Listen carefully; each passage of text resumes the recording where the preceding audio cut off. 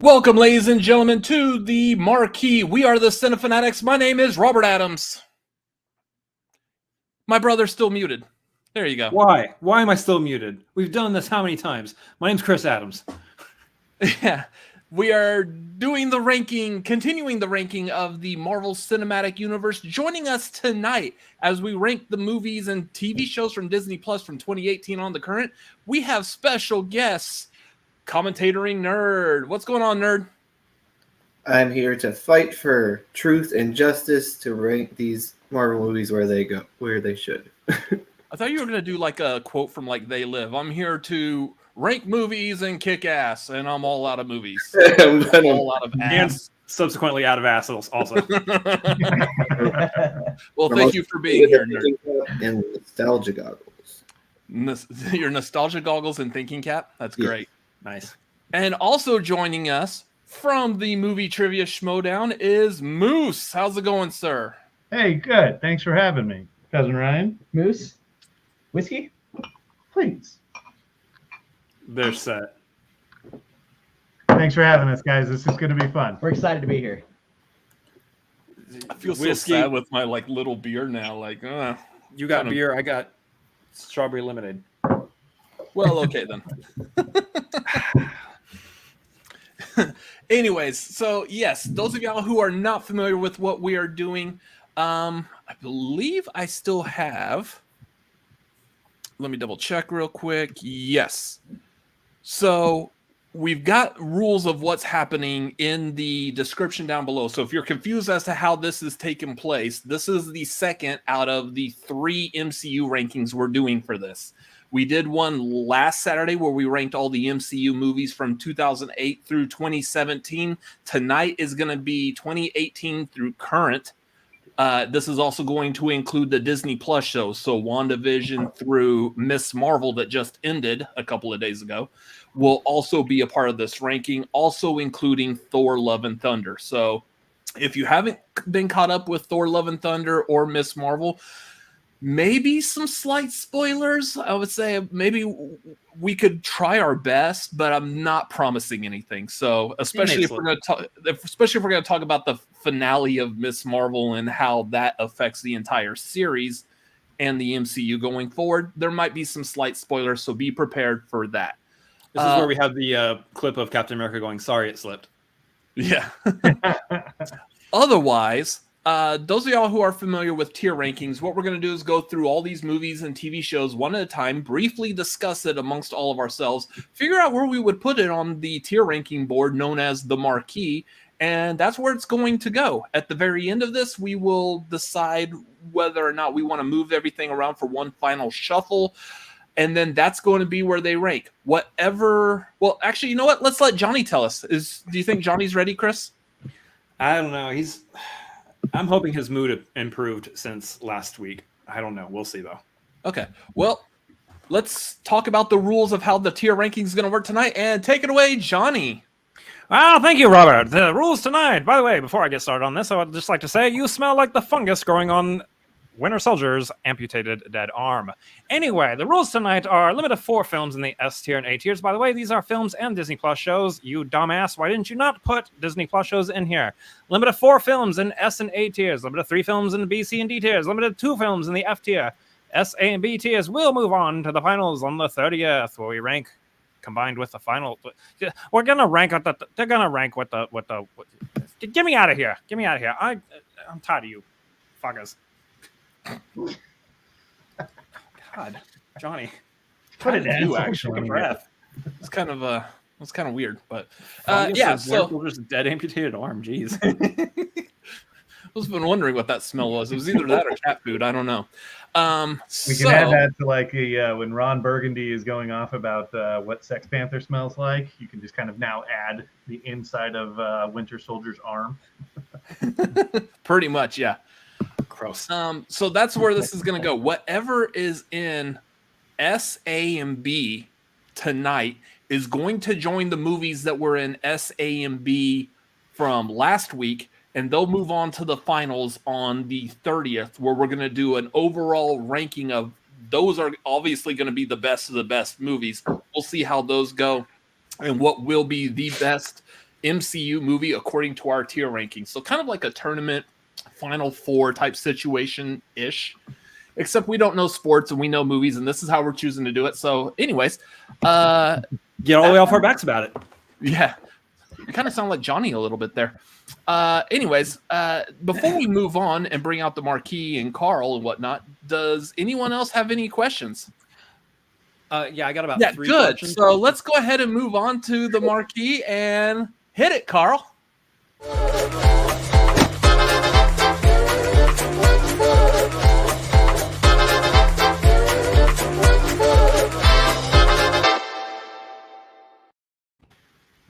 Ladies and gentlemen, welcome to the Marquee board. This is how it's going to look tonight. Again, we have S tier, which stands for superb. That is the best of the best, all the way down to F, which probably stands for something close to fuck me, this movie's stupid. So that's what we are doing tonight. And It's a little harsh for Marvel movies, to be honest. I mean, kinda. Before we get started, I do see everyone in the chat. Thank y'all for being here as we get started. Any questions, comments, issues, debates over where we put anything? Streamlabs.com/cinefanatics. No, you're pointing at me, dummy. I'm pointing at streamlabs.com/cinefanatics. Also, if you have the means, the support, and you choose, help us out. Join Patreon, patreon.com/cinefanatics. Coming up on Monday, we are doing our movie trivia hangout. It was like a study session, but I guess there's nothing to study for. I don't know. Maybe. Who knows? But anyways, come join us on there. If you are at the Maverick tier, you can join us Monday night for that. That's going to be a lot of fun. Anyways, let's go ahead and kick this off because it's probably going to be about 3 hours long anyway. So starting with movie number 1, and we're going to start this off with Nerd. Let's go with Black Panther. Nerd, take it away. Your thoughts and ranking. All right, so Black Panther, he obviously showed up in Civil War, but this movie fully fleshes out Wakanda and their culture, and I just love how this movie, the set pieces and just showing their customs and how things pass down, just thinking about the whole waterfall scene with all the tribes and their ceremonial outfits, as they're trying to figure out the next leader of Wakanda. All that stuff is amazing. The score by I'm blanking. The score is the second best probably in all of MCU, behind only Winter Soldier in my opinion. And Michael B. Jordan as Killmonger is one of our best villains. So Black Panther is pretty high up there for me. It's in the high A range for me. Okay. Moose. T'Challa was already one of the big standouts in Captain America Civil War. And then Ryan Coogler was able to just bring the world of Wakanda to life in this movie with Black Panther. Excuse me. There's so many standouts in this movie. I mean, commenting nerd, you kind of touched on a lot of them. This was a great movie. It was a great cast, great score. So many cultural milestones that were accomplished in this movie. This is definitely a solid A tier movie. I agree with you, Moose. Like you said, Civil War gave us that intro to Black Panther, and the Black Panther movie itself gave us everything that we could have wanted for it. So I 100% agree with that A tier. Chris? Yeah, I mean, for me, this is literally one of Marvel's best movies. This is easily one of the best movies they've made. This one is one that I can see people arguing as literally better than any Avengers movie if they wanted to. It's just, there's just so much there. The story that they were telling, how it connects with and affects real life, and the illusions it makes to our real world, and kind of honestly where we stand as a country in America, in the United States versus the rest of the world, what we can do and should probably do. We'll leave politics aside, but this movie is basically speaking to that, so to speak. There's just a whole lot in this movie that adds to it. It's got so many layers and things to think about. It leaves you with contemplating a lot in terms of like Killmonger. He's one of the best villains, I think, in the entire MCU. If we were doing a villain ranking, he would probably be like an S tier villain for sure. Yeah. And just because like he's one of those villains where it's like maybe he's kind of right. Maybe his methods aren't great, but he's kind of right? I don't know. It's fantastic. Chadwick Boseman, obviously, rest in peace. It sucks that he's gone. It really does, because he was the perfect choice for T'Challa, even to the degree where I was saying before they introduced him at that one whatchamacallit that they were doing, the one that was the 2014 announcement. Yeah. Before he came out there, I was like, who'd be really good for T'Challa is Chadwick Boseman. And then he came out and I was like, yes. Yep. Just almost everything about this movie, the way they did it, is exactly perfect, exactly how a Black Panther movie should be. So for me, this is, since we're doing 4 in S tier, this is easily an S tier movie for me. Okay. So I will agree with my brother. This is an S tier for me. The acting, the story, I think like a lot of the special effects, with the exception of that fight at the very end, that kind of gave me vibes of like the Wolverine and Sabretooth fighting on the top of the Statue of Liberty in the first X-Men movie. Other than that, the effects and everything looked phenomenal. This movie was really good. This is an S tier movie. For them to be able to take a character like Black Panther, who wasn't like an A-list character, I do believe that they elevated him to like this S tier status. And again, like kind of like what my brother said, there's 4 movies going to S tier. This one deserves to be up there. So yeah, I would say S as well. So that we got 2 S's, A plus. So this is either going to be really high A or low S for where it's going to be sticking. One other thing I wanted to say about this movie is you guys are ranking it in S, we're ranking it A. It might not be the best overall MCU movie, as far as we're concerned, but it might actually be the most important MCU film just by how many people it reached and the barriers it broke.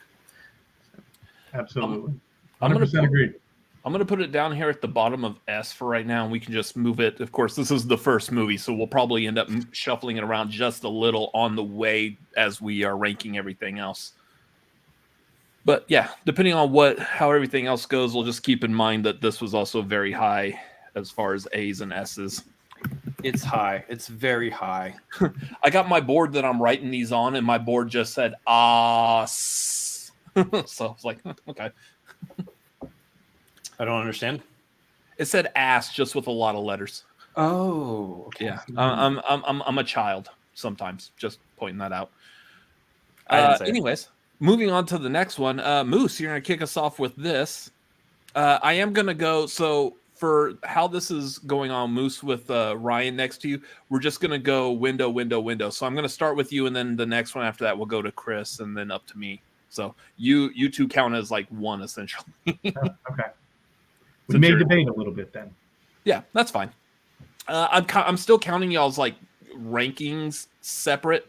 So Ryan, you are getting a voice in that I'm considering on the average of all the rankings, but just as far as the shuffling between us, because by the time we get to the end of this, I'm gonna have a hard enough time trying to figure out how to shuffle between the 4 of us. So oh yeah. So yeah, and Chris is familiar with this. So yeah, the next one, Moose, starting off with you. Infinity War. Ooh. This is by far one of Marvel's best movies. This absolutely belongs in the S tier. The balls on Kevin Feige to make a movie about Thanos, and the villain wins. He snapped some of the most popular characters. I mean, this movie followed Black Panther, and they had the gall to be able to snap him out of existence.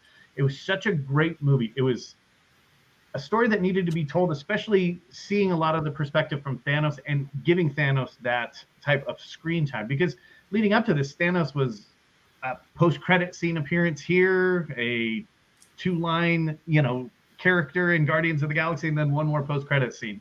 So you knew it was leading up to him, and you couldn't just have this guy come in and dominate, which he did. And they set the tone very early on when he beat the hell out of the Hulk and then killed Heimdall, right? So you knew that this guy was coming in and was going to be a threat, but then they added layers to him. And at the end of the movie, they let the villain win. He gets to sit in his garden and smile at the fact that he won. It is such an amazing moment for the Marvel Cinematic Universe. And let's face it, the Infinity War is a very hard story to tell. And for them to be able to weave this together was outstanding. So I absolutely think that Avengers Infinity War belongs in the S tier. You agree? 100% S tier movie. I mean, all the story arcs for the different characters. You have what Thor went through, the things that he had to do, come back with Stormbreaker in that pivotal moment in Wakanda, but then at the very end, Thanos won. It really set you up for a high and then brought you down, and it hit all the feels that everyone wanted it to hit. So S tier. Yeah, Chris. Yeah, this is easily one of the biggest accomplishments in cinematic history. I mean, it's hard for me to tear this one away from Endgame. In my mind, they're two sides of the same movie. Just really, really long. Just a really, really long movie. But ain't nothing wrong with that.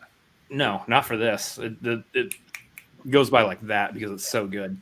But it's the fact that they were able to, that Marvel Studios, first of all, can we talk about Kevin Feige, that he was able to get the freaking Russo brothers, pulled them from Community to do Winter Soldier, right. And then leading up to this point, they were able to direct this huge cast, give everybody the screen time that their characters need and deserve, give them, so much room to breathe. And then, Tori's point exactly, killing Loki in the first 10 minutes, which was such a ballsy move. Almost, this is a movie of ballsy moves. Yep. And like Moose was saying, ending it with Thanos essentially being the hero of the story and the Avengers being the villains, so to speak, where this is Thanos' movie and he wins at the end. And every little stop along the way, this is one of the best. It's one of the best MCU movies. This might end up being the top of S tier. I'm going to spoil it a little bit. I do have Endgame and one other movie ahead of these. However, this is an S tier movie. It's easily S tier. Oh. And if this ends up above Endgame, that makes sense to me. They flip flop for me, so it could be either one. Okay. So yeah, I liked all the comments about killing Loki. Garth over here quoting Socrates in the chat. And yeah, I agree with Angela here. This is a Thanos movie. Everyone else is a side character. Absolutely. True. Yeah, this is easily, I agree, S tier movie. This is probably, out of everything we're ranking tonight, this is probably my second in the S tier. I have one other movie or show possibly higher than this. But here's the comparison. I'm really surprised y'all hadn't said this yet, and thank God, because I get to say it. This is the Empire Strikes Back of the entire MCU. Yeah. 100%. What I like about it is we knew. Started to get the echo. Yeah. Let me fix that just in case that's on my end. Vamp people, dance.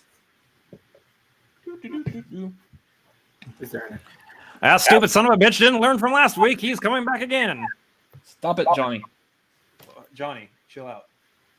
I don't know why it was showing the audio circles around mine. He's got his own mic. I don't know why it was showing around mine. Doesn't make any sense. Yeah, it usually always is on my end. It could be me this time. We'll see. Okay. So, everyone, sounds good? Yeah, I think so. Okay, cool. The thing I really like about this is, even though, again, that same 2014 presentation that Black Panther was announced and Chadwick Boseman came out at, was also where they announced it was going to be Avengers Infinity War Part 1 and Part 2. We knew there was going to be a Part 2. We knew that there was going to be a conclusion to this. Going into this movie and seeing the end of Infinity War, everyone's killed, or at least half of everyone's killed off. I don't know if Don Cheadle's going to get after me on that one. Dude. Yeah. Am I going to be in trouble? I don't know. Maybe. I love that bit. I've watched that clip so many times. The fact is, you knew there was going to be a sequel, yet for some weird ass reason, it still felt like there was some stakes in this. Like when Spider-Man disappeared, I'm not feeling too well, Mr. Stark. And the whole theater, if you were in a packed theater, you heard everyone gasp. Everyone was losing their minds, even though we knew everyone was pretty much going to be okay and come back in the next movie. They had to come back. There's no way they're killing off everybody. To be fair, Spider-Man is the one you questioned because Sony still had a lot of rights to Spider-Man. So, okay, yeah. Business aside, I love the fact that they were able to pull that off. There was still the stakes in it, but yeah, this is S tier. S tier for me. So, Nerd, be the one person that throws this an F. Come on. No. This is absolutely my favorite MCU movie, and it's superior to its counterpart Endgame. This movie established the desperation and dread from the opening. Yeah. You guys mentioned the Loki kill, but it carries through the whole movie. The stakes are there from the start. You know that Thanos is on a winning trajectory. He's getting the stones, and you don't know how you're going to stop. They're going to stop him. And the tension just builds and builds, and they keep losing and losing. And like you guys said, the gutsiest thing is that they actually let Thanos win at the end. The heroes thought they won. They thought they destroyed the Mind Stone, but he snatched it away just when they thought they won, and everything was lost. How do you come back from that? And just that low point from which we got to at the end of Infinity War is the reason why Endgame can be as good as it is. I stake most of the credit of that on this movie as opposed to Endgame, even though I still also rank Endgame very highly. It's not really a spoiler. I think everybody does. But Infinity War is definitely my top S tier movie. Just put it at number one, please and thank you. As soon as you said it's your favorite movie, I was like, "Yep, this is going to the top of S tier." So that was probably like one of the first times I think I've seen like everyone completely agree on the entire ranking of it. No dissonance in that, or whatever that word is. Anyways, so S tier it goes. Moving on. Again, everyone who's watching in the chat, thank y'all for being here. I know this is a very popular show that we do, but this is not our flagship show. Make sure you come back on Wednesday nights. Always be plugging. Wednesday nights at 6 Pacific, 6 Pacific and 9 Eastern for the tagline where we talk about movie news, what's going on. We discuss like what's important in movies. So that's every Wednesday night. Anyways, moving on to the next one. We're going to start with Chris. You've got Ant-Man and the Wasp. Oh, sorry. You said you've got the 90s kid in me came out. You've got mail. Welcome. You've got mail. Yeah, so Ant-Man and the Wasp. This was the first movie to follow up after Avengers Infinity War, obviously. And this was an interesting one because we immediately went from the dour, sad Infinity War where everybody lost and Thanos won to, hey, here's Paul Rudd. Enjoy. And it's like, how that just fixes all of our sadness because it's Paul Rudd. This, as a sequel to Ant-Man, it was pretty good. I love that they got Wasp in there and got the action of both Ant-Man and Wasp together. The story of it was, I think, at times kind of thin. Ghost, I think, was a fair enough antagonist. I wouldn't necessarily call her a villain. Mm-hmm. I would say that she's largely forgettable, mostly because we haven't seen her since. And I think that they could probably do something more with her. I don't know if she's in Quantum Mania or not coming up, but at the very least, I think they should do something more with her character still, and I think that might bode well for this movie in the long run. But if we look at this movie just kind of in a vacuum on its own compared to what we have right now, it's fine. It's fine. It's okay.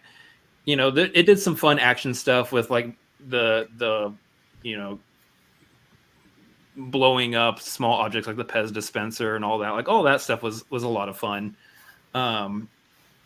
You know, but overall, I wouldn't say this is like too high up in the memorable movies on the MCU list.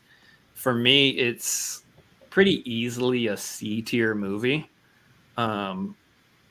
And I think that's you know, given the comedy and stuff in it, I like that stuff. You know, obviously we like Paul Rudd, but with this list of movies, this particular list that we got, I don't think it edges higher than a C tier necessarily.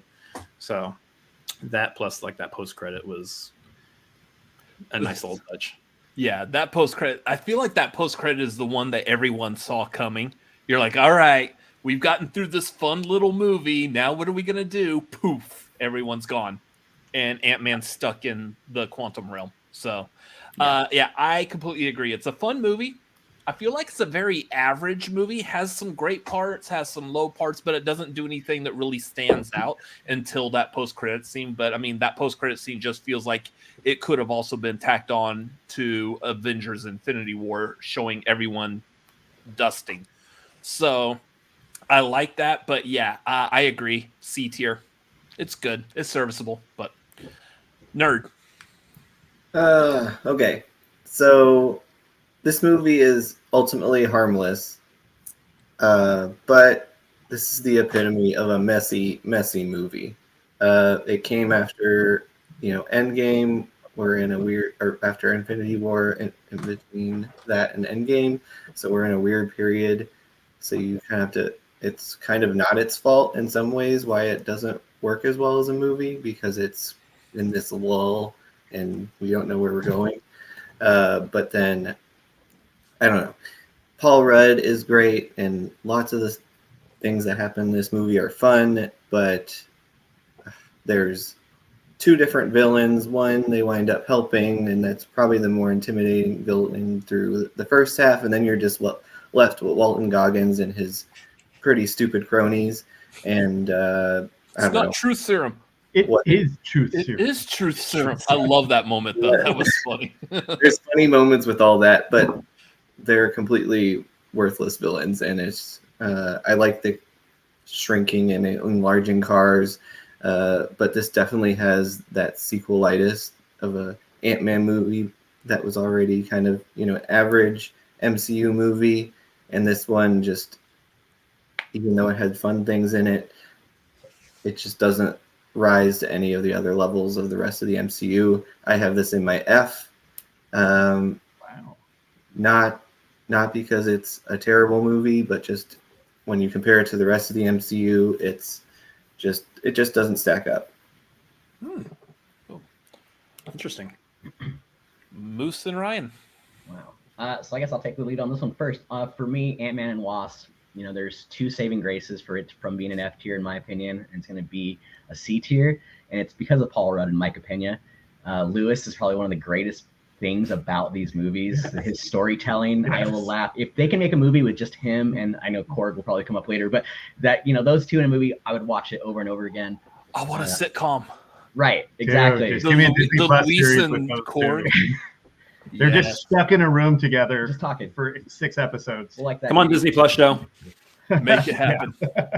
But that's the thing is, I wanted so much more out of Ghost. I wanted so much more of that movie, just so much out of it. And those two for me were the saving grace. So I'm going to stick with the C for it, just because of someone put a quarter in the merry-go-round and you got to ride that ride. So, You don't want to hear the whole song, don't put a quarter in it. I have a little bit more love for Ant-Man and the Wasp than others do. We needed a palate cleanser after Infinity War, and that's what Ant-Man and the Wasp was. We absolutely needed that, because, come on, who didn't shed a tear? Who didn't leave that theater heartbroken? Who didn't leave going like, shit, maybe they're not coming back? You needed something like an Ant-Man and the Wasp where the stakes weren't super high. It was just a superhero movie. We got to see the Wasp finally. The chemistry is there between Paul Rudd, Evangeline Lilly, Michael Pena, obviously, Michael Douglas, and then you add in like a Michelle Pfeiffer and little slice of a Janet Van Dyne type role, but it was okay. Hannah John came in as the Ghost, absolutely wasted. Lawrence Fishburne as Bill Foster was fun little nod to the Giant Man, but really served no purpose than to just kind of have the name in the movie. So yeah, there's a lot wrong with the movie, but come on, you got a music sequence with Paul Rudd where he's singing karaoke by himself and playing a drum set, and then he takes a 2-hour bath. Like, come on, who doesn't want that in their life? And then I could listen to Luis and his stories over and over and over, and they still get me every single time. So I do think that the Ant-Man and the Wasp movie was very charming.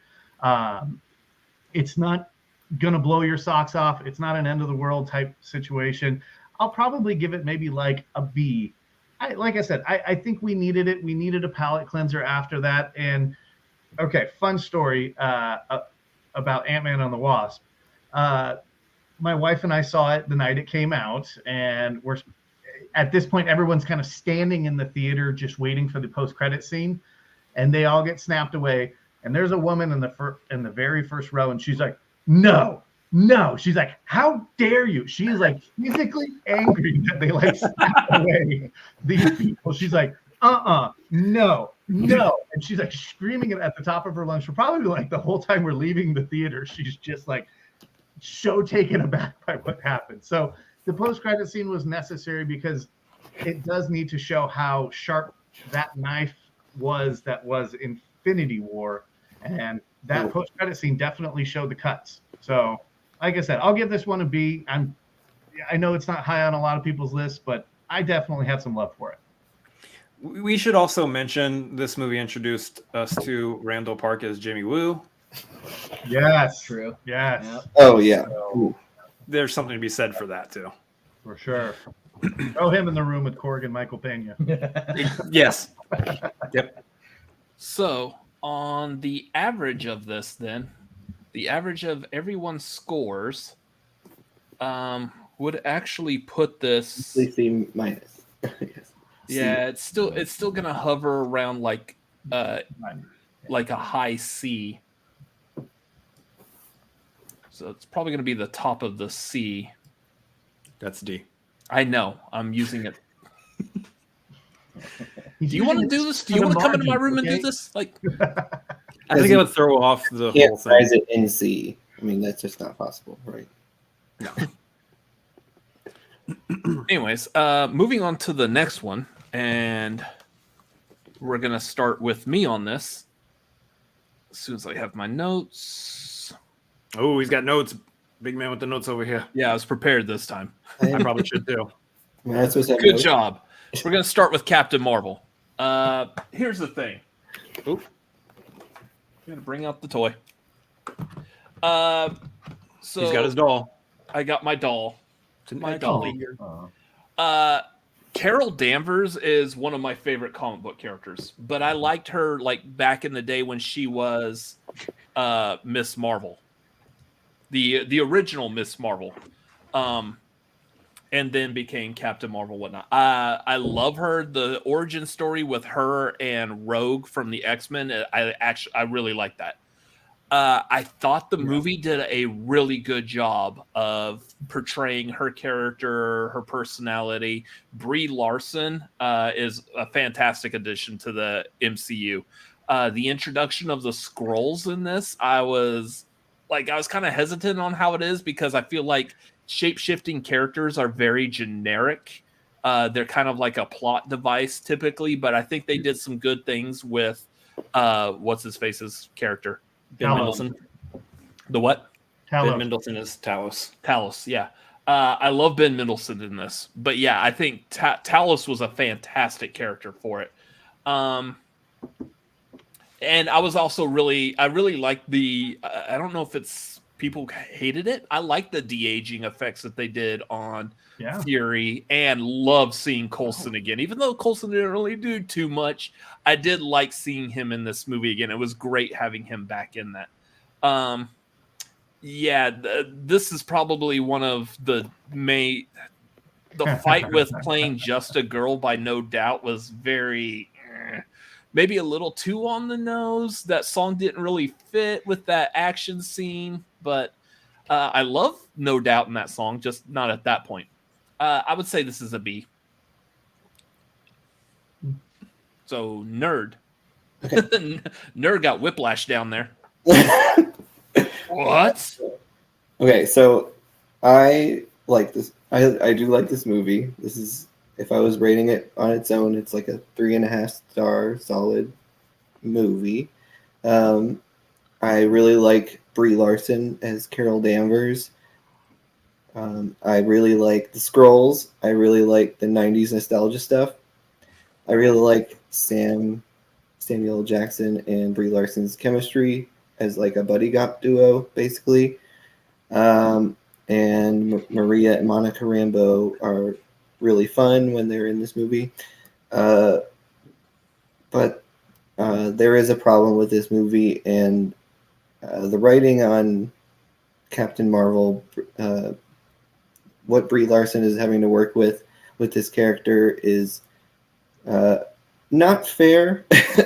I feel like the writers could have done a much better job of setting her up for success. There was always going to be an internet backlash that was unfair. However, the writers didn't do her any favors. She was acting a part that I really liked. However, the writing around the character was something sort of different, or like us as the audience are hearing characters talk about the character in a certain way, and we in the audience are seeing her in not quite the same way. So there's just this disconnect throughout the movie. And otherwise, it's just kind of an average superhero origin story. There's a lot of fun stuff in it, but again, within the MCU, it does not rank as highly. I would put this as a C-, D+, kind of in between the bottom of C, top of D tier for me. Okay. And yes, Tori, I see your question. If I was just doing an average, for the most part, I am averaging it out. So some of these, it's a little easier to see. If there's like 2 A's and 2 C's and 1 B, it's going to go in B. Some of them where they get like a little harder to figure out, I do have like a number system that I can use to transfer like letters to numbers and then average it out to figure out where it should be at. So yes, it's an average. Moose. I, like you, Robert, have a lot of love for Captain Marvel as a character. I have a good amount of love for this movie. She's not a easy character to explain outside of not having that like X-Men type relationship in the very beginning. And so this is one of those movies like Solo where things felt like they had to be put in to the movie, and it was forced on us a little bit, like the Tesseract, and her call sign being Avenger, and all these little tidbits that were just kind of like thrown in there that like were required, almost it felt like, for Marvel to add in. That being said, her chemistry with her and Samuel Jackson is outstanding. Goose, the cat, the Flurkin, is one of like the funniest surprise moments in the MCU, where just bam, all of a sudden this cat just eats all of these Kree soldiers. Hey, watch your language on this channel. It's a family-friendly channel. So I definitely Flurkin I definitely have a little bit more love for Captain Marvel. I agree. Some of the music just seemed forced. Some of the moments just seemed forced. I think B is a good spot to be able to put Carol Danvers in. Okay. Yeah, I'd have to agree with that. A B especially. I mean, for me, the 90s music was fantastic because it hit for the era. So I loved it. I'm a big No Doubt fan. So I was super excited to see that in the movie. I love Captain Marvel in the comics. I really do. I loved her chemistry with Samuel Jackson, Phil Coulson being back. It wasn't what I wanted it to be, which I thought it could have been. being Captain Marvel. So it couldn't be an A or S tier for me, but a solid B tier. I could watch it again. I've watched it quite a few times since it came out, so it's entertaining. Chris. Yeah, I'm going to echo a lot of thoughts that have already been said here. This is a movie that for me, like, I was okay on when it first came out, and it got better on a rewatch. The character itself is great. I'm going to put maybe a label on what Nerd was talking about, which is, I think, writing wise, I don't know that I like the amnesia storyline essentially for her for pretty much the entire movie. I think what I want is her like at full power, and obviously it's an origin story, so we're not going to get her full power right at the beginning, but you know, her just like completely acting confident in her superhero persona essentially is kind of what I was like more so wanting. That being said, with what we were given, like you guys were saying, there's great stuff between her and Samuel L. Jackson. The scroll storyline I thought was fantastic because the way they posed it on us in the trailer, they kind of flipped it on us in the actual movie, and I love that kind of stuff. Yeah, there's good moments in marketing where you can make the Skrulls actually look like the villains, and then it turns out no, they're not the villains here, and it's the Kree that were actually the villains the entire time. And I love that they did that in the movie and how they played that out. For me, I do rank it a little bit lower just because there's just some other stuff that I liked more. It's not to say I don't like this movie. I do. I love this movie. I think it's great. It's just when stacked up against some of these other films and TV shows that we've got, it doesn't edge as high as those for me personally. But again, that comes down to like when you look at the MCU as a whole, we've said this multiple times, we're going to say it multiple times again. Every single one of these movies, in my opinion, is good. Yeah. Even the worst of the MCU is still good. It's still fun. It's still entertaining. Mm-hmm. So for me, you know, it's hard to rank this lower, and like people think, oh no, that means he hates the movie. I don't hate the movie. Yeah. It just gets a C tier because there's other stuff that I put higher than it. This was the movie where I felt the worst about where I was, slotting it. I wanted to rank this higher because I do like this movie. It was just when I was comparing all the ones that we were talking about tonight, it just was a little further behind for me. And that's not to diss the movie. It's just how it is. All right. So that's where it's going to find itself based on the averaging. It's right behind Ant-Man and the Wasp. So, Jeremy, shut up. Here's the other thing, and I didn't say that on this. Real quick, if y'all agree or disagree.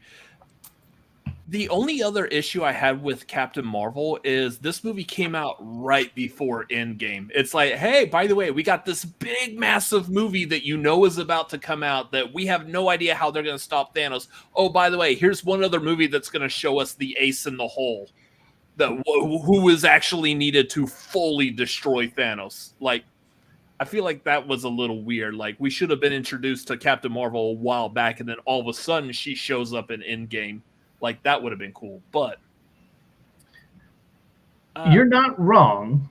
It did feel a little close. I think the post-credit scene in Captain Marvel kind of gave you a little bit of like, okay, she's still relevant in this world. Fury was holding out on her. Yeah, she's the ace in the hole. But I think Captain Marvel was planned to be introduced in Avengers Age of Ultron, and they just kept kicking that ball or kicking that can down the road, and then kicking that can down the road. And then, listen, if she was going to be the ace in the hole against Thanos, like, you have to do it. You have to introduce him. Maybe not, maybe take out Ant-Man and the Wasp as that palate cleanser, and that's what you got for Captain Marvel. But I felt it was necessary. Okay. So moving on to the next one, Nerd, you get to start off this one. Endgame. Have fun, Nerd. Woo. All right, so Avengers Endgame is still S tier, even though Infinity War is better. This is just a monumental achievement for the MCU, reaching the titular Endgame of, 10 plus years of what they're working towards. I don't know. There was just so many standout moments in Endgame, especially in the final act. I love how it explores the bleakness of those who remained after the snap in the very beginning of the movie. I even liked all the time travel aspects of the Endgame. I thought they had created some really good time travel rules that they could follow those rules without breaking them. However, they do break them at the very end of this movie because they should not have been able to talk to Cap at the end. So, yeah, Not supposed to notice. they had that movie. They had that movie. Had that moment in the movie. But whatever.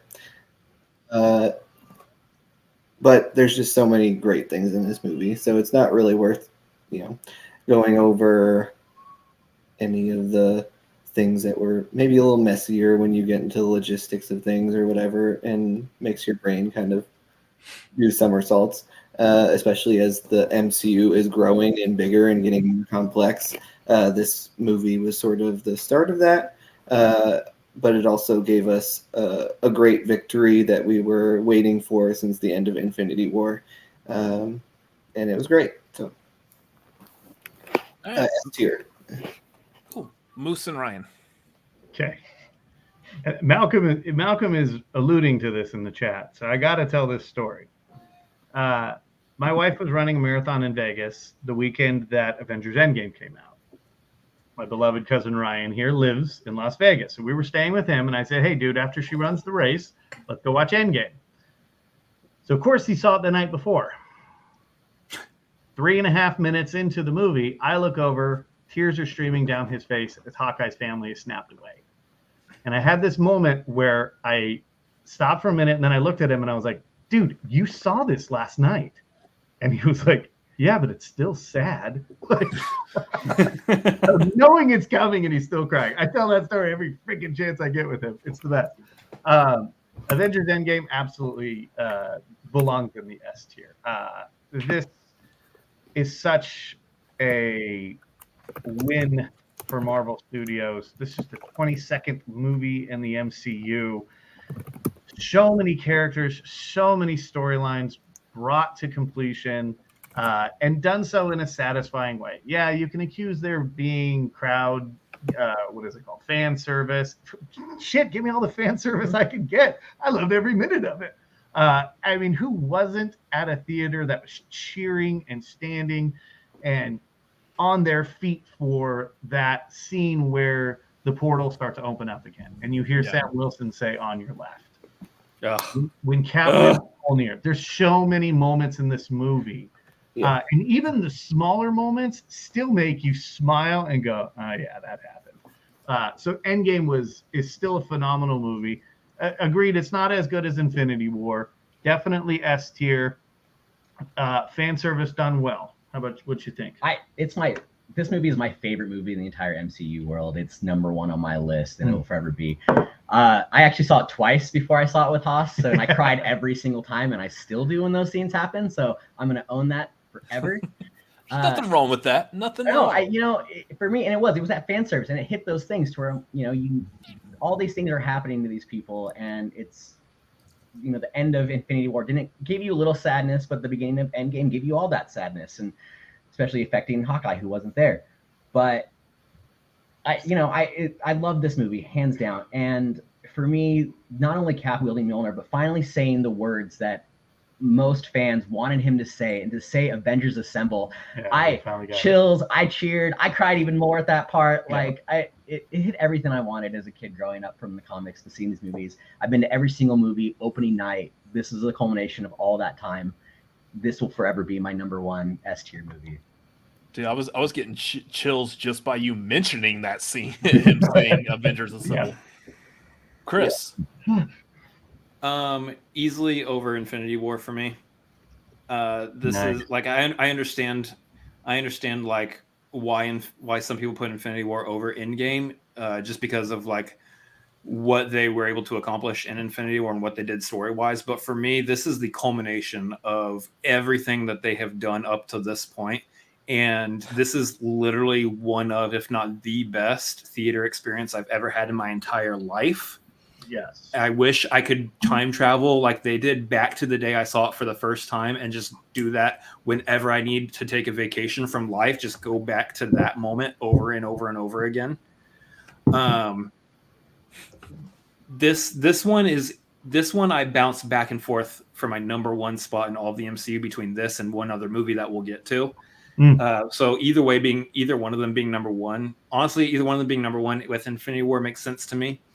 But there's just so much about this movie that this movie is the peak in a masterclass of what it means to pay something off.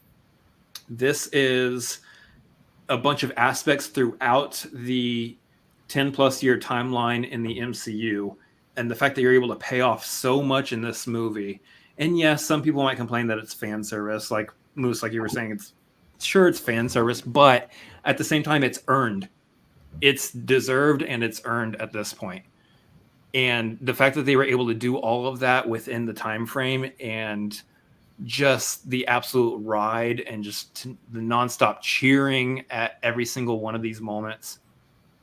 And then the poignancy on Tony Stark's death, the realizing that Cap is an old man now, and just this is our saying goodbye to these characters, and the fact that they were able to pull that in and earn those moments as well the way they did. I am Iron Man.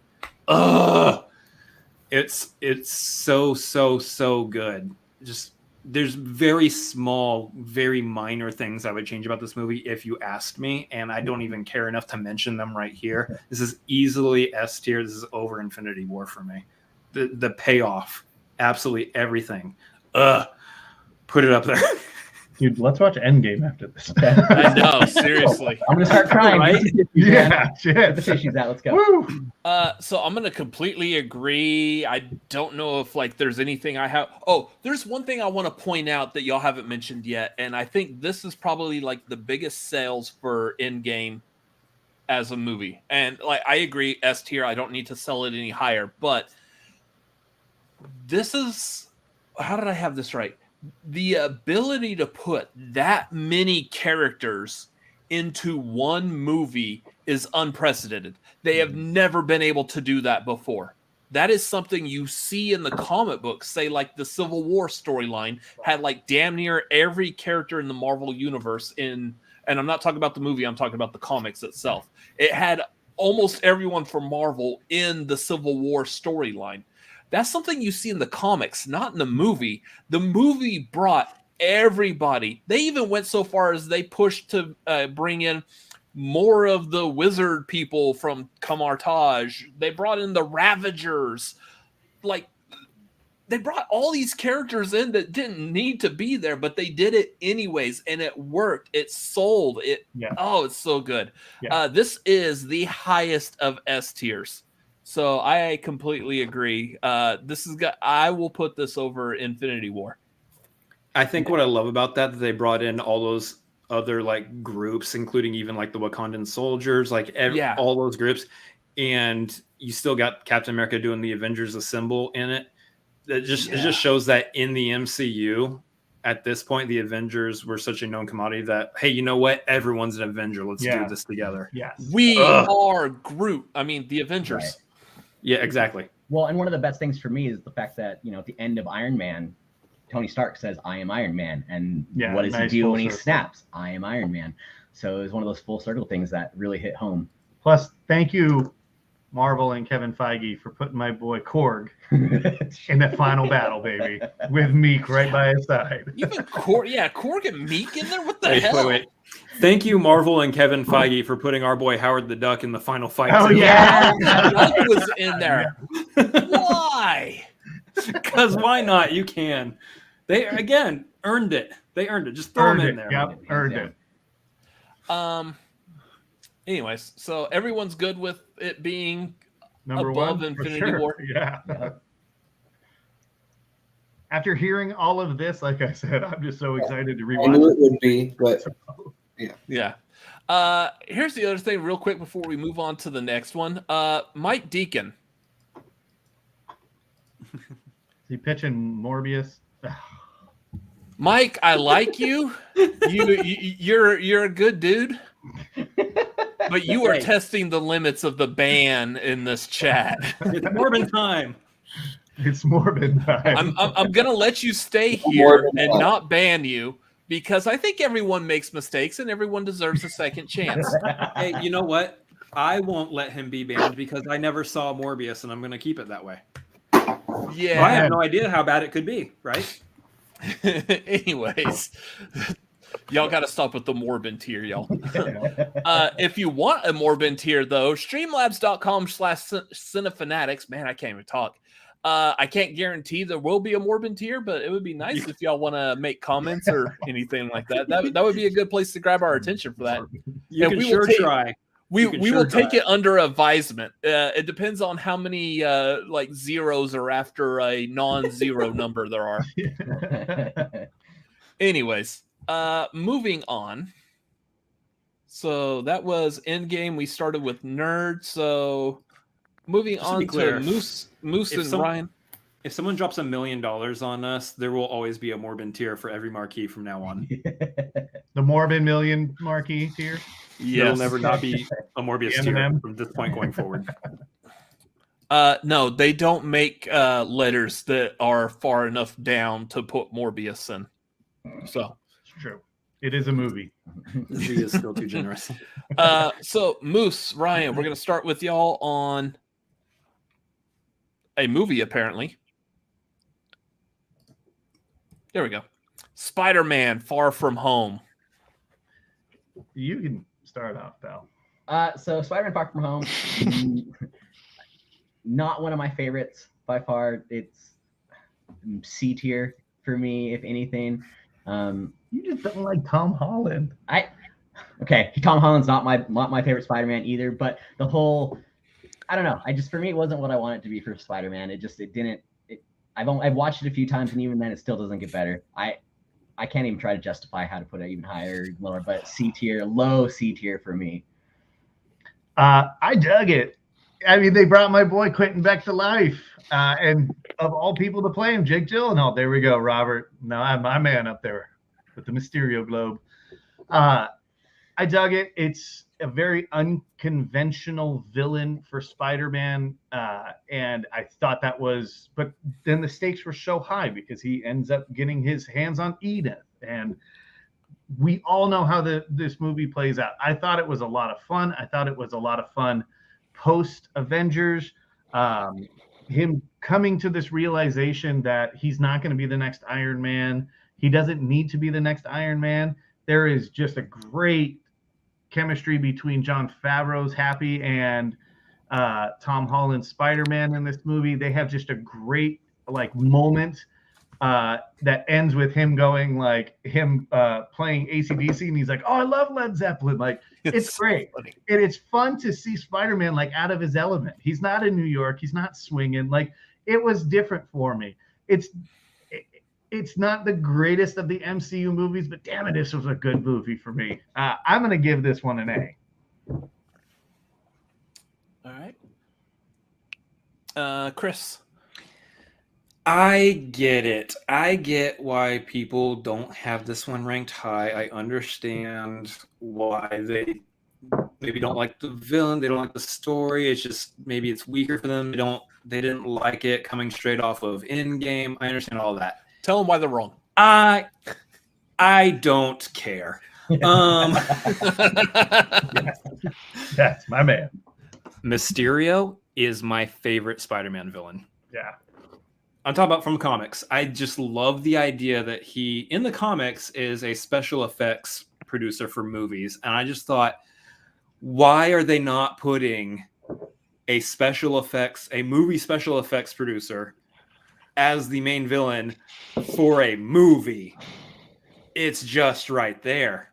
The budget that you guys would have to have would be immense, but it's a villain who's built on the idea of special effects. Now, he's not a movie special effects engineer or anything in the movie, but the way they translated him is pretty dang good. I think they did a fair enough job with it.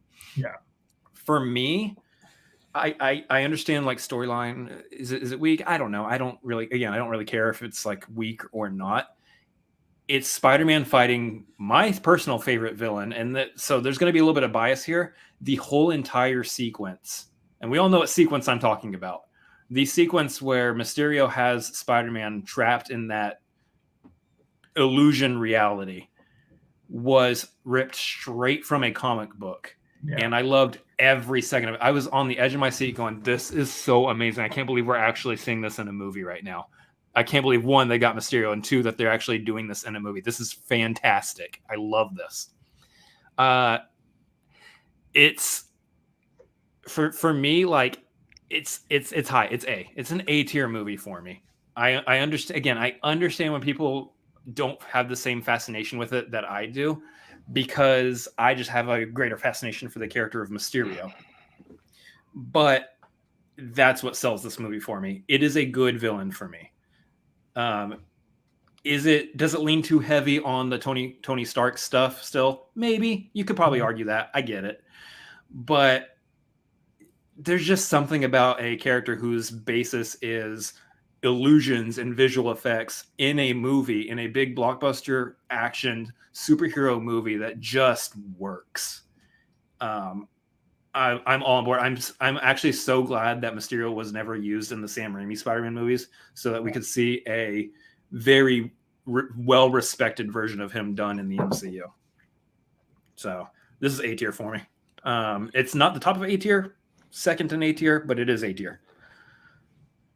So yeah, all of that I agree. My only real takeaway is I kind of wish it still stayed in New York City. I think with this being the second solo Spider-Man movie in the MCU, I felt like we still needed him to stay in New York and stay the friendly New York neighborhood Spider-Man, instead of him venturing off to Europe.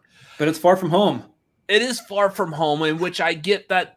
I understand, but me personally, I wanted to see like still this like Peter Parker Spider-Man having to deal without Tony anymore, figuring out his way within New York. And I know that's roughly the end of No Way Home, but yeah, this movie's phenomenal. It's kind of the same with my brother saying Mysterio is easily one of my favorite Spider-Man villains, hence the hot toy figure. The second that they announced that, I was like, yep, mine.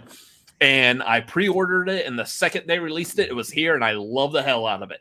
I absolutely love Mysterio. The way they did him, the illusion scene, everything was just perfect. Jake Gyllenhaal was a great person to play Quentin Beck. Just the only other thing I really like about the movie, and this is like superhero movies in general, when other characters figure out the secret identity, like in this movie was MJ figuring out that Peter was Spider-Man. I love those scenes. So yeah. Oh, you're Spider-Man. Anyways, yeah. Oh, what? No, I'm not. Yeah, you are. But then he has to move quickly, so he's just like, yeah, okay, I'm Spider-Man. Let's go. Yeah, that was so great. fun.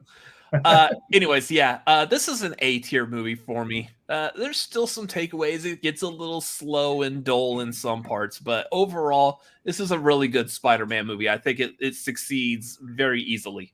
So yeah, yep. A tier. All right, Nerd, break our hearts. Nerd. These guys are gonna kill me.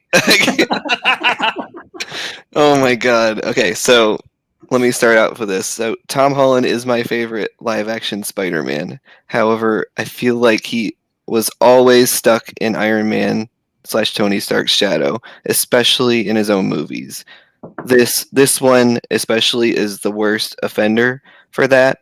It's a little bit of a thing in Homecoming, with all the Stark tech with his suit and him putting the, we're not talking about that movie, but him putting the training wheels on him, basically. So this movie is more of that. Tony Stark's gone, so I understand a little bit of remembrance in this movie.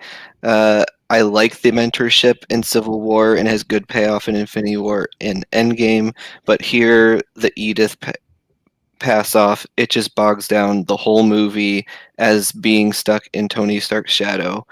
And it doesn't get to be a Spider-Man movie. It's Spider-Man wrestling with I don't know, sins of his mentor, I guess, because really Mysterio is not a Spider-Man villain. He's just a jilted ex-Stark employee who is getting revenge on Tony Stark in the world. I don't know, after he's gone. There are some really cool visuals in this movie. Like Chris was pointing out, that illusion scene where Spidey's trapped in the illusion is pretty spectacular. It's up there with Doctor Strange in terms of visuals in the MCU, but It's amazing. I don't know. Zendaya and Peter have a really good like next chapter in their relationship in this movie, but I just wanted this to be, Spider-Man on his, I don't know, European vacation with his classmates, and then yeah, sure, have some big villain or crisis come up, but not have all the other baggage that came along with it in this movie. Like, this movie had some of the parts that I wanted to see, but then there was so much weighing it down, and I just always felt like Tom Holland's Spider-Man has been weighed down until a movie we'll talk about later. So where are you ranking? So this is F tier for me. Oh. Wow. All right. Hurt you. All right. Nerd. This is you on our channel from now on. So much so that I sprayed wax into my face. Good job there. It's worth it. I got All right. All right. So with that being said, we've got 3 A's, a C, and an F. That's gonna bring it down to roughly B tier. Thank goodness. There's a chance of falling out. See that. So I think Nerd is gaming the system at this point. Like, I don't want it to be that high, but I need to make sure I bring it lower. I would actually like it to be in B tier. So what I'm going to do is say F tier, and on average, it should wind up in B. I see what you're doing. That's very smart of you. Glad you're on this show. Okay, so moving on to my brother, who's busy picking wax out of his nose. We're waiting on you. Are you back? Are you good? Everything's copacetic? Chris is still mad at me. Oh my I can't God. believe this movie's Wait, gonna make it. you're 13 years. Superman? That was weird. Never seen him Can- without his glasses on. Can you see how blurry my there's wax blurred all over my glasses right now. Well, let's see if you're able to see what the next movie that we're talking about is. Oh, wait, it's not a movie. It's WandaVision. Oh, good. You get to bust the bubble on the Disney Plus shows here. All right, so we're gonna work on this while I'm talking about WandaVision. Hey, Superman. The joke was funny the first time. I know. Is it still funny the second time? I don't know. Hell no. So WandaVision is the first like the example bit? of an actual like Marvel produced TV show. This is an example of like what could we do in the MCU with a TV show. I'm so glad this is actually wiping off. What could they actually do in the MCU with a TV show? It's taking the MCU formula and spreading it over the course of multiple episodes. Obviously, I think this was 9 episodes was for WandaVision. And what I love what I had most for dinner last night. So, right. What I love most about this show is that going into it, we had no idea what the hell this show was. Everyone was completely confused. We get all like the sitcom-y looking stuff, and we're told it's like a sitcom. It's going to be like a sitcom. We're like, what is this show we're all about to watch? I know we probably shouldn't like hold marketing as a reason why a property here gets so high on the list, but damn it if they didn't do such a good job of marketing this show, because we went into this having no clue what they were talking about. And then they got the first couple episodes was the black and white TV show, which was like the old sitcom, and then you move on, and it changes with each decade, and it was just such an intriguing concept. And then they dropped in those little bits of mystery that made you think, like, what's actually happening here? What's actually going on here? This is still a blurry nightmare, but whatever. What's actually going on in this show? And it was so well done, and especially in that week-to-week formula, which really worked for this show.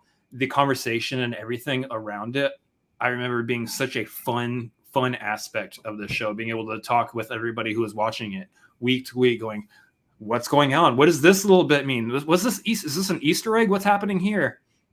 And to really kind of flesh out and find out, what is the storyline they're doing? Where are they going with it? Is Wanda in control of everything? Is someone else in control of everything? What's happening? Agatha? What? Who's this? All that stuff.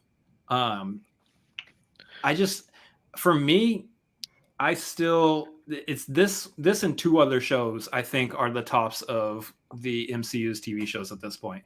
And it showed like a TV show with Disney's money backing it, with Marvel Studios backing it, could be just as fun, if not more fun, than a lot of other movies.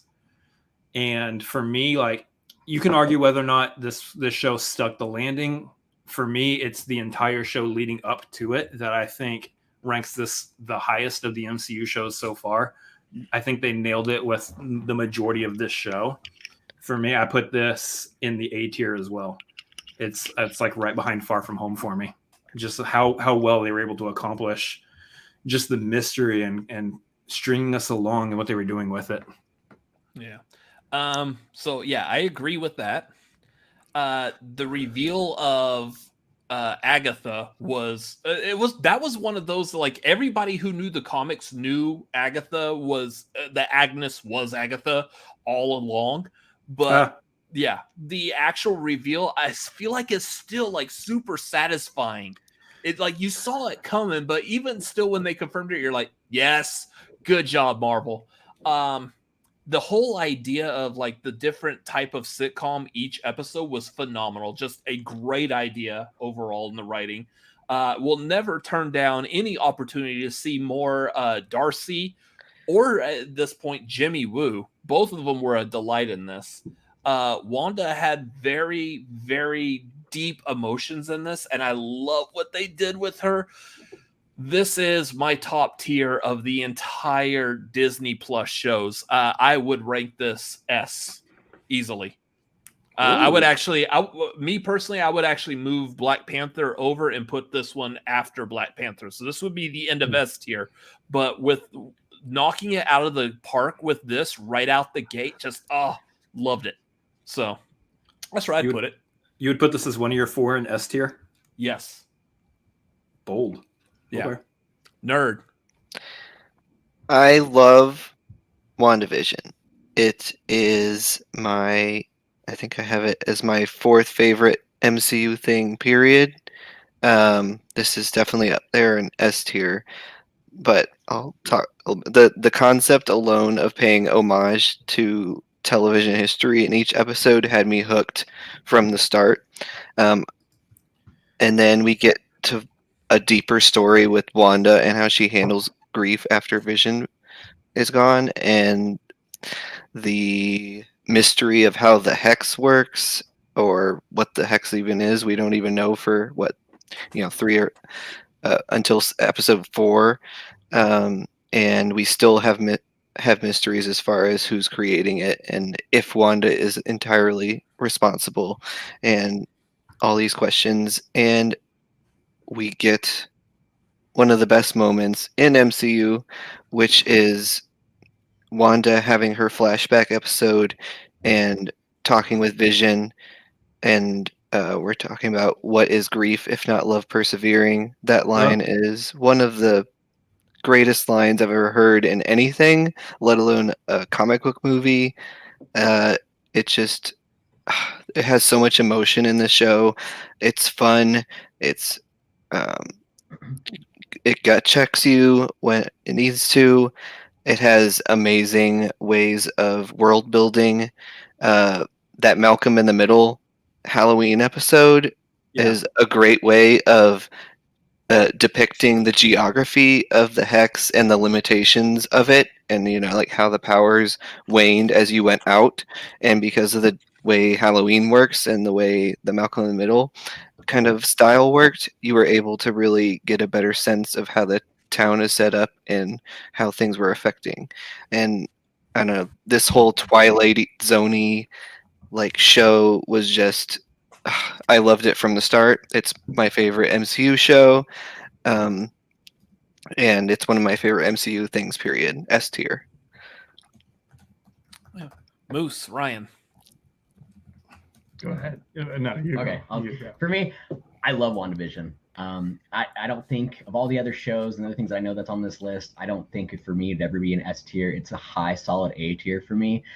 Kid growing up loving sitcoms, this hit all of those things that I love throughout the decades. I kind of like what Wanda did, how she loved sitcoms. That's how I felt these things hit for me. With Agatha as well. I mean, there were a few things that I wanted. I really wanted a Mephisto type situation because that's kind of how I felt it was building to with that. But bringing in Pietro, the Quicksilver from the X-Men world, kind of for me was a little interesting. I thought it was an odd choice. So it will never hit an S tier for me, but it just had those things that I wanted to love. And Elizabeth Olsen, Paul Bettany, great chemistry, great together. They need to do more. A tier. Moose. I'll say this. The show came along at a very important time, I think, for all of us. Yeah. A lot of us were stuck at home. It was a very scary time. We couldn't go to the movies. We couldn't see the next big Marvel thing. We needed this show, and the show was okay for me. I'm sorry. Marvel does a good job of bait and switch. This show was nothing but bait and switch for me. To say the least, the Ralph Boner thing was Boner. so Boner. dumb. And I get it. It got all of us going like, oh my God, she tore a hole in the dimension. This is it. This is mutants. Like they got him. Like sweet. It just didn't do it for me. I do, and as probably the old man on the panel will say, like several of these generations of shows, I was like, oh yeah, I live that. I know that. So I did appreciate the like switching of it. I thought that there was a lot of to explore with it. I actually did like that at the end of it, Wanda wasn't necessarily the hero, and that was a great way to be able to like segue to her being the villain in the Doctor Strange movie.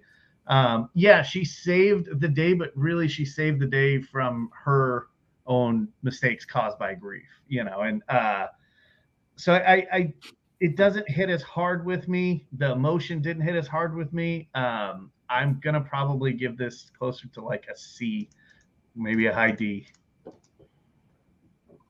Well, that's just gonna come right back down here. Way to kill the momentum there. So we got A, and 2 S's, and then a D. You said D, right?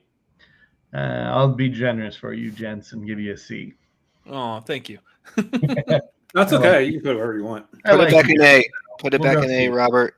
This will probably end up, I would say, averaging would end up putting it like a lower A.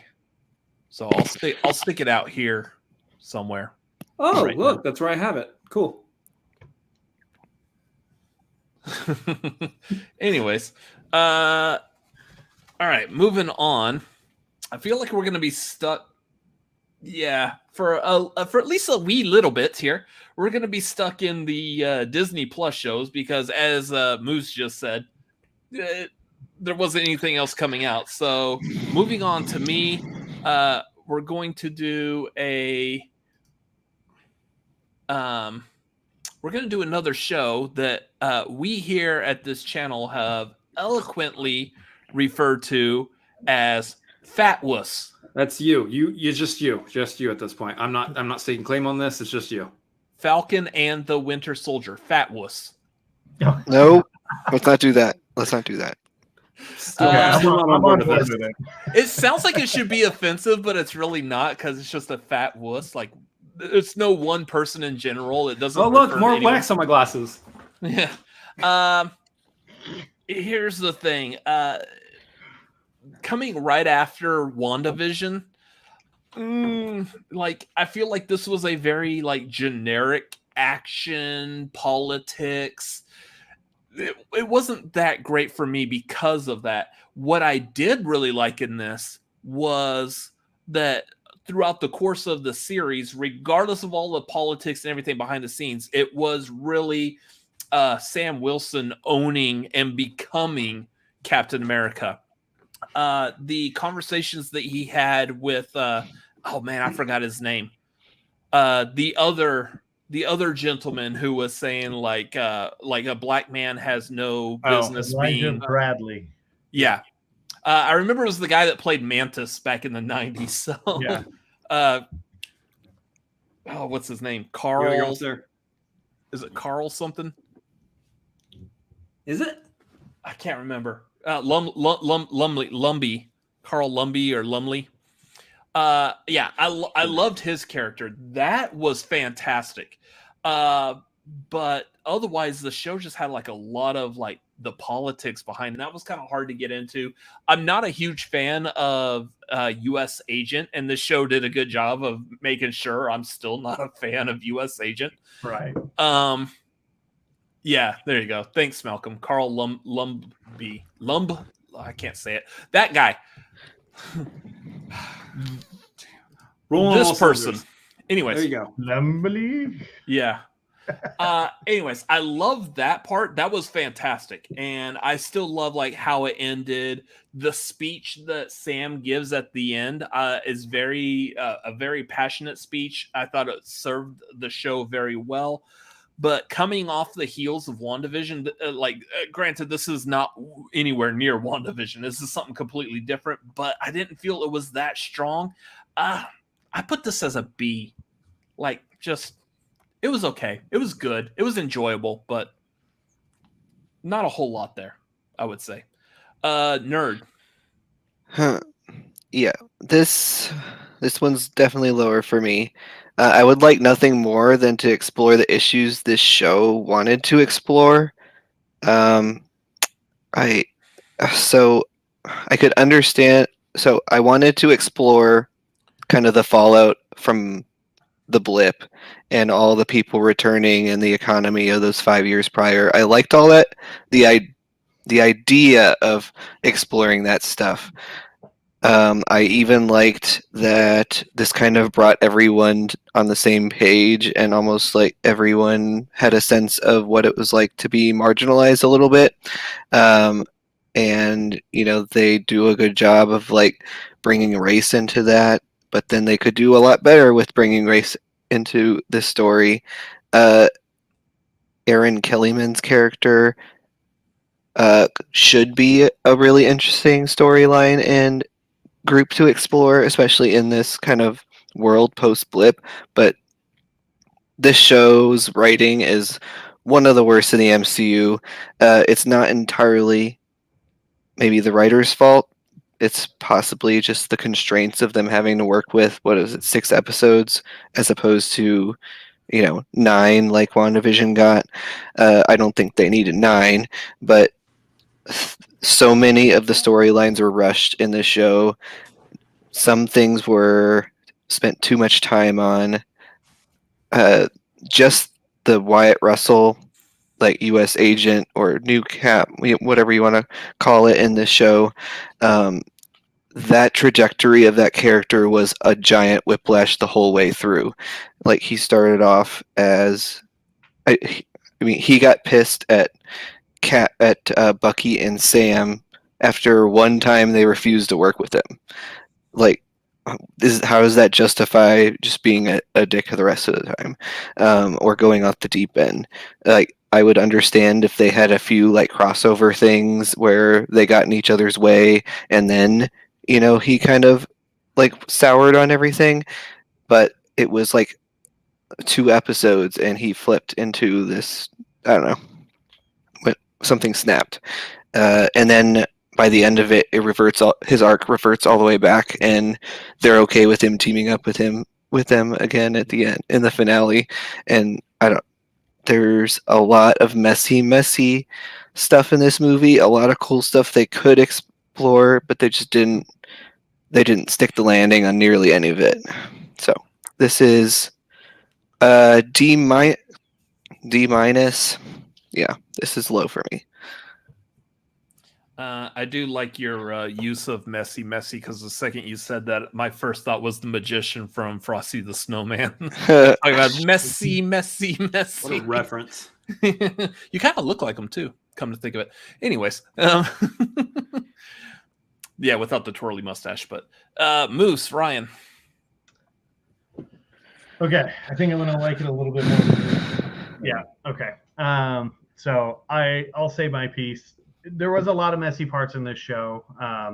For what this show wanted to say, should have said, there was great moments in this. What they wanted to say came out, but it also was kind of a bit of a convoluted mess. I mean, the stuff with like Sharon Carter and Madripoor just didn't really play. And I like the idea of Madripoor because that's such a cool, interesting city, especially in the comics. Like, it's a city founded by criminals.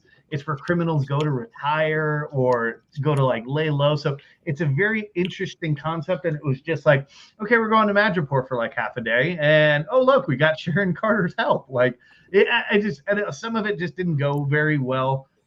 It reaffirmed to me that Wyatt Russell did not inherit either his mother or father's beauty genes, and he might be the most ugliest person I've ever seen.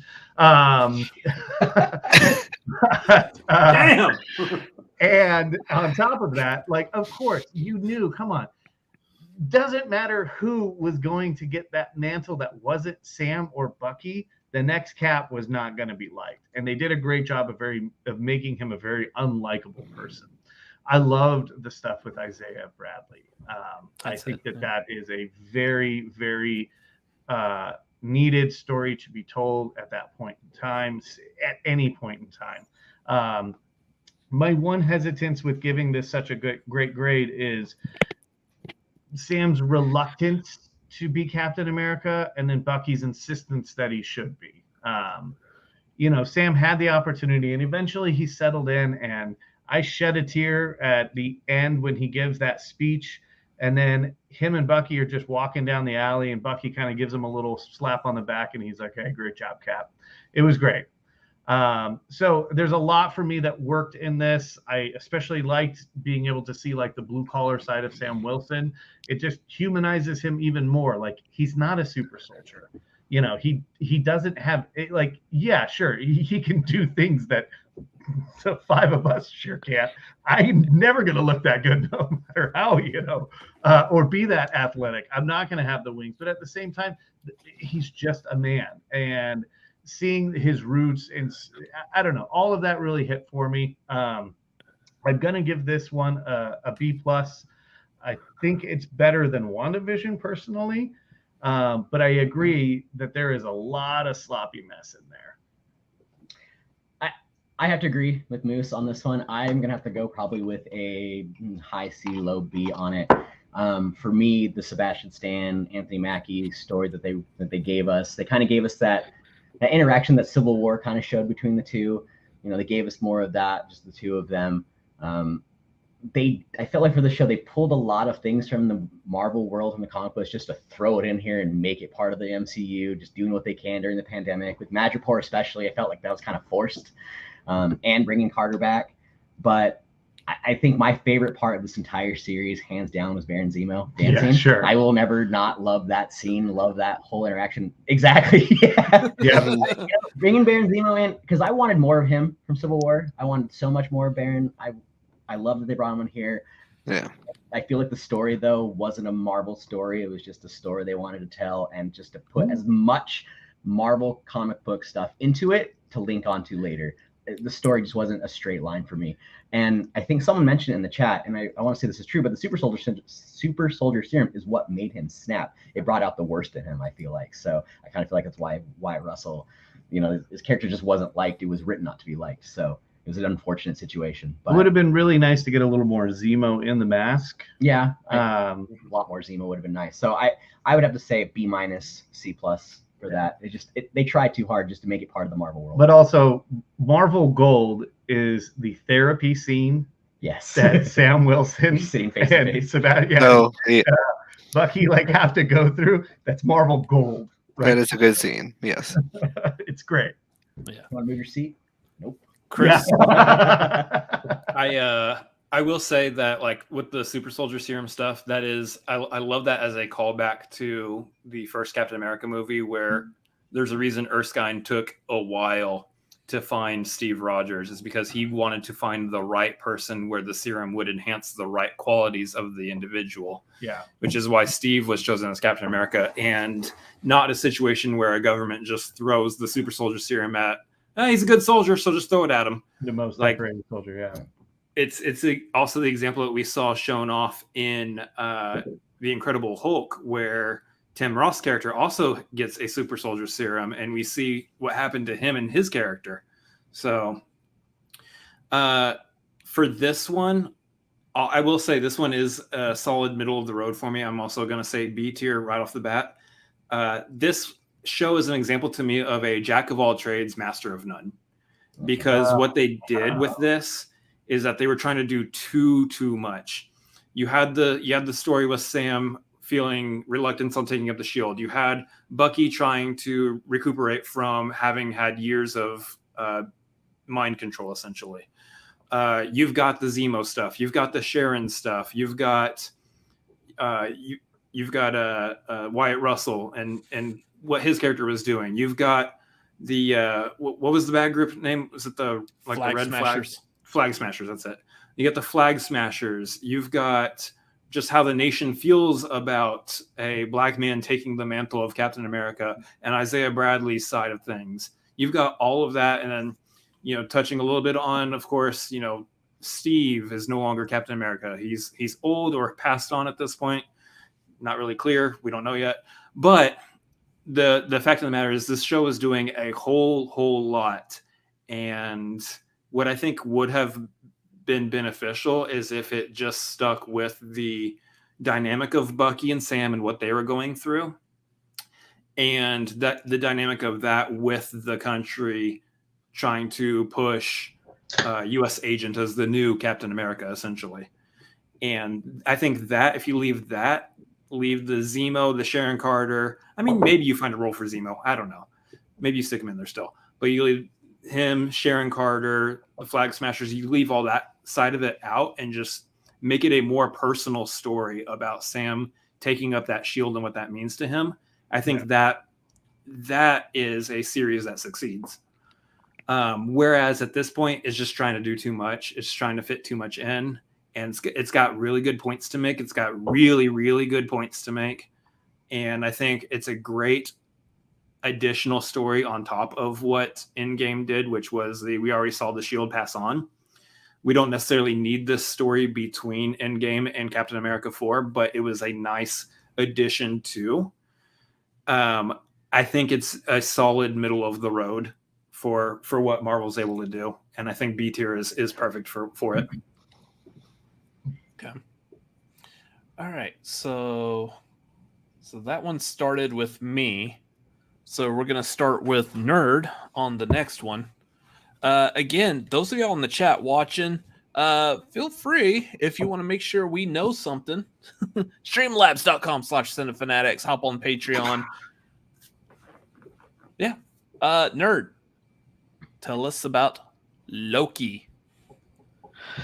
Okay. So Loki, who knew that after the moment in Endgame where Loki steals the Tesseract that we would be getting the closest thing to a Doctor Who show within the MCU. And I love that. The whole construction of the TVA and the sacred timeline and the rules, it all just felt like one of the Doctor Who adventures, especially that one episode where Loki and Sylvie get stranded on that moon that's like about to be destroyed. That just feels right out of an episode from Doctor Who. Or you could take any other kind of sci-fi show, but it definitely had a lot of feel for that. Sylvie and Loki had great chemistry in their dynamic in the episodes they were riffing off each other. But the best chemistry in the show is Loki and Owen Wilson's Mobius. So I loved both those different dynamics. I do worry about how convoluted this show and other MCU developments are making the MCU. For now, I think Disney Plus and the MCU gave us a really nice provocative sci-fi romp, though. So I have this at the bottom of my A tier. So A minus, B plus, but I definitely have it. I do have it in my A tier as of now. All right. Moose and Ryan? I think we're going to agree on this one. Okay. We had a conversation about this earlier in preparation for the show. We like 2 episodes from this show. For the exact reasons that you mentioned, Nerd, it feels too much like it's trying to be a Doctor Who show. The time variance has been done with Doctor Who. It's been done on the Umbrella Academy. It didn't feel fresh. It felt like Loki acting in that series. What did feel fresh was the final 2 episodes of this show. When we finally get some action a little bit that starts to kind of progress a little bit, you get the different variations of Loki. You get Old Man Loki, Richard E. Grant. It's such an inspired, like, classic Old Man Loki. Kid Loki is amazing. We get Alligator Loki. Like, that was a lot of fun. That, if you had incorporated what was happening in the first few episodes with additional variations of Loki, I think that would be a lot of fun. That's kind of what I thought we were going to get.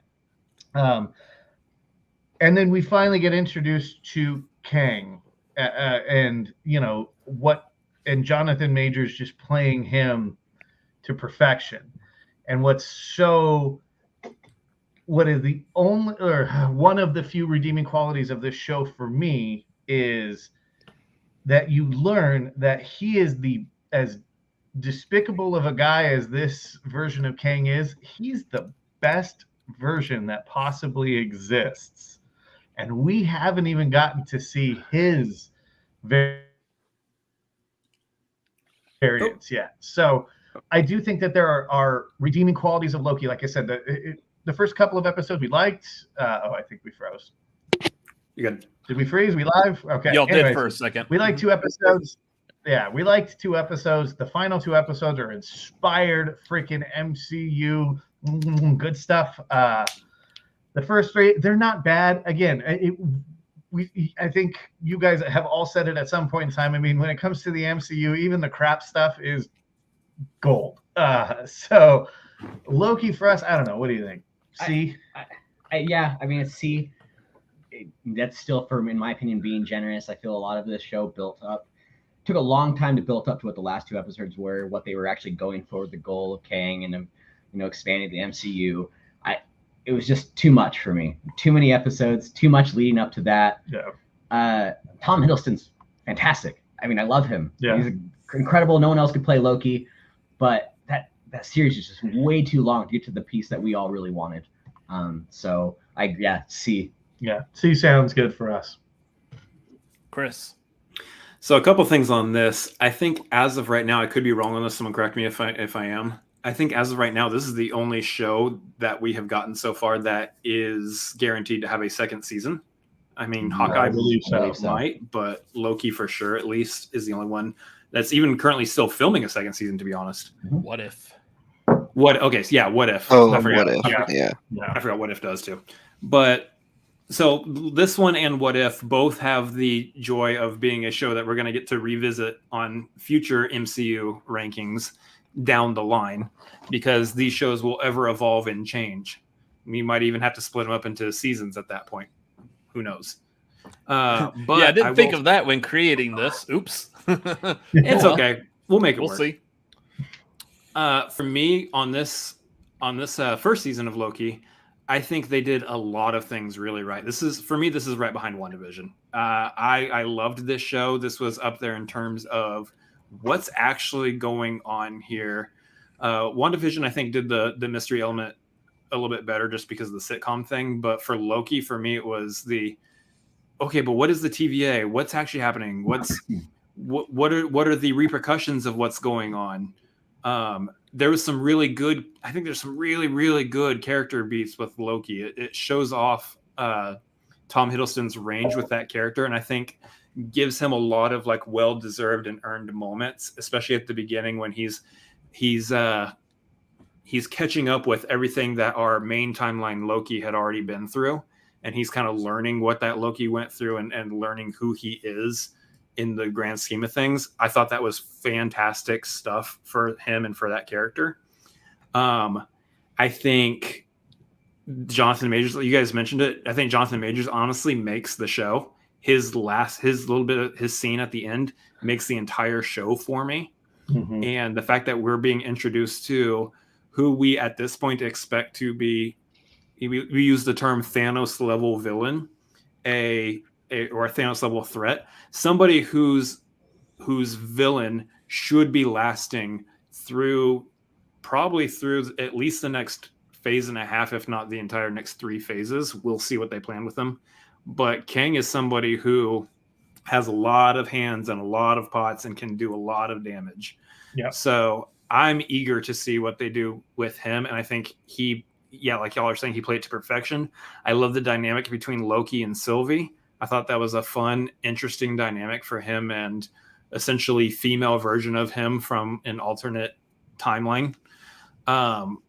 I think there's just a lot of interesting stuff here. There's a lot of interesting stuff that they could still do with the TVA.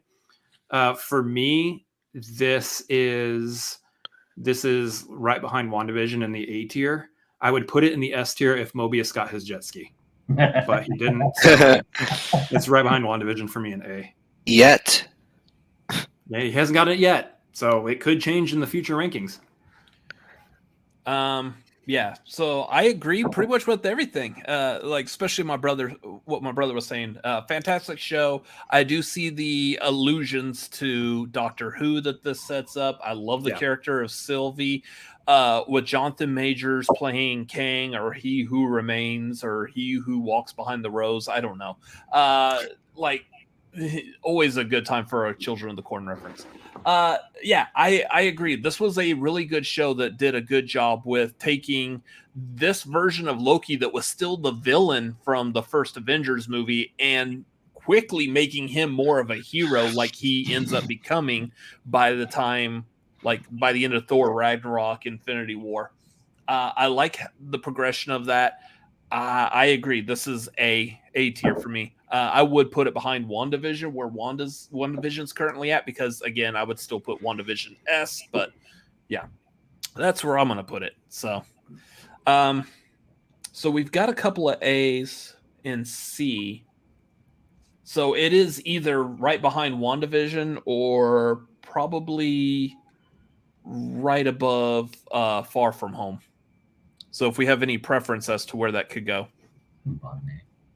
Yeah, bottom A. Okay. So we'll stick it behind WandaVision. So I'll move. Yeah, I guess let's see. A tier. A tier, we're limited to 4. Yeah, 4, 4, 3, 3, 3, 2. Okay. So I'm going to put it right, WandaVision right there. I know you two. Nobody did an Owen Wilson. Wow. Wow. Well, hey, if they would have done that, I probably would have given it a little higher rank because I really wanted that. Too. Wow. He didn't do it in the show, so No, I think he said he wasn't going to do it. He flat out told them he wasn't going to do it. So I'm almost certain that Tom Hiddleston probably did it enough being around Owen Wilson. Anyways, I believe that. You ever hear Hiddleston do Christopher Walken? Yeah, it's spot on. It's crazy how good it is. The one that I like is Tom Hiddleston doing an impression of Owen Wilson, doing an impression of Loki. Like his quote from the first Avengers movie, he's like, "Is this not much better?" I can't do it at all, but I'm gonna look that up. is this not the way that you want? You'll have to find that afterwards. Oh, it's hilarious. Anyways, so that's where I'm gonna put Loki. Let's see. So that one we started with Nerd. So next one, moving on to. By the way, those of y'all watching in the chat, make sure you hit that like button and subscribe. I know I don't say that like ever, but I'm gonna try something new. Do the YouTube things. Like and subscribe. Thank you. moving on, we're going to start with Moose and Ryan on Black Widow. We're back to movies now.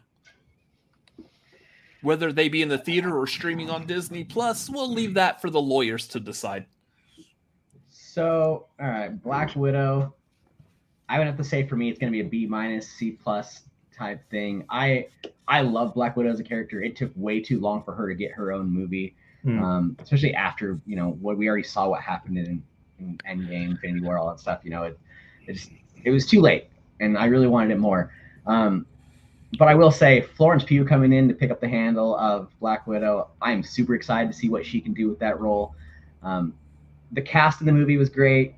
Having David Harbour in there was fantastic, especially coming from Stranger Things and having that following.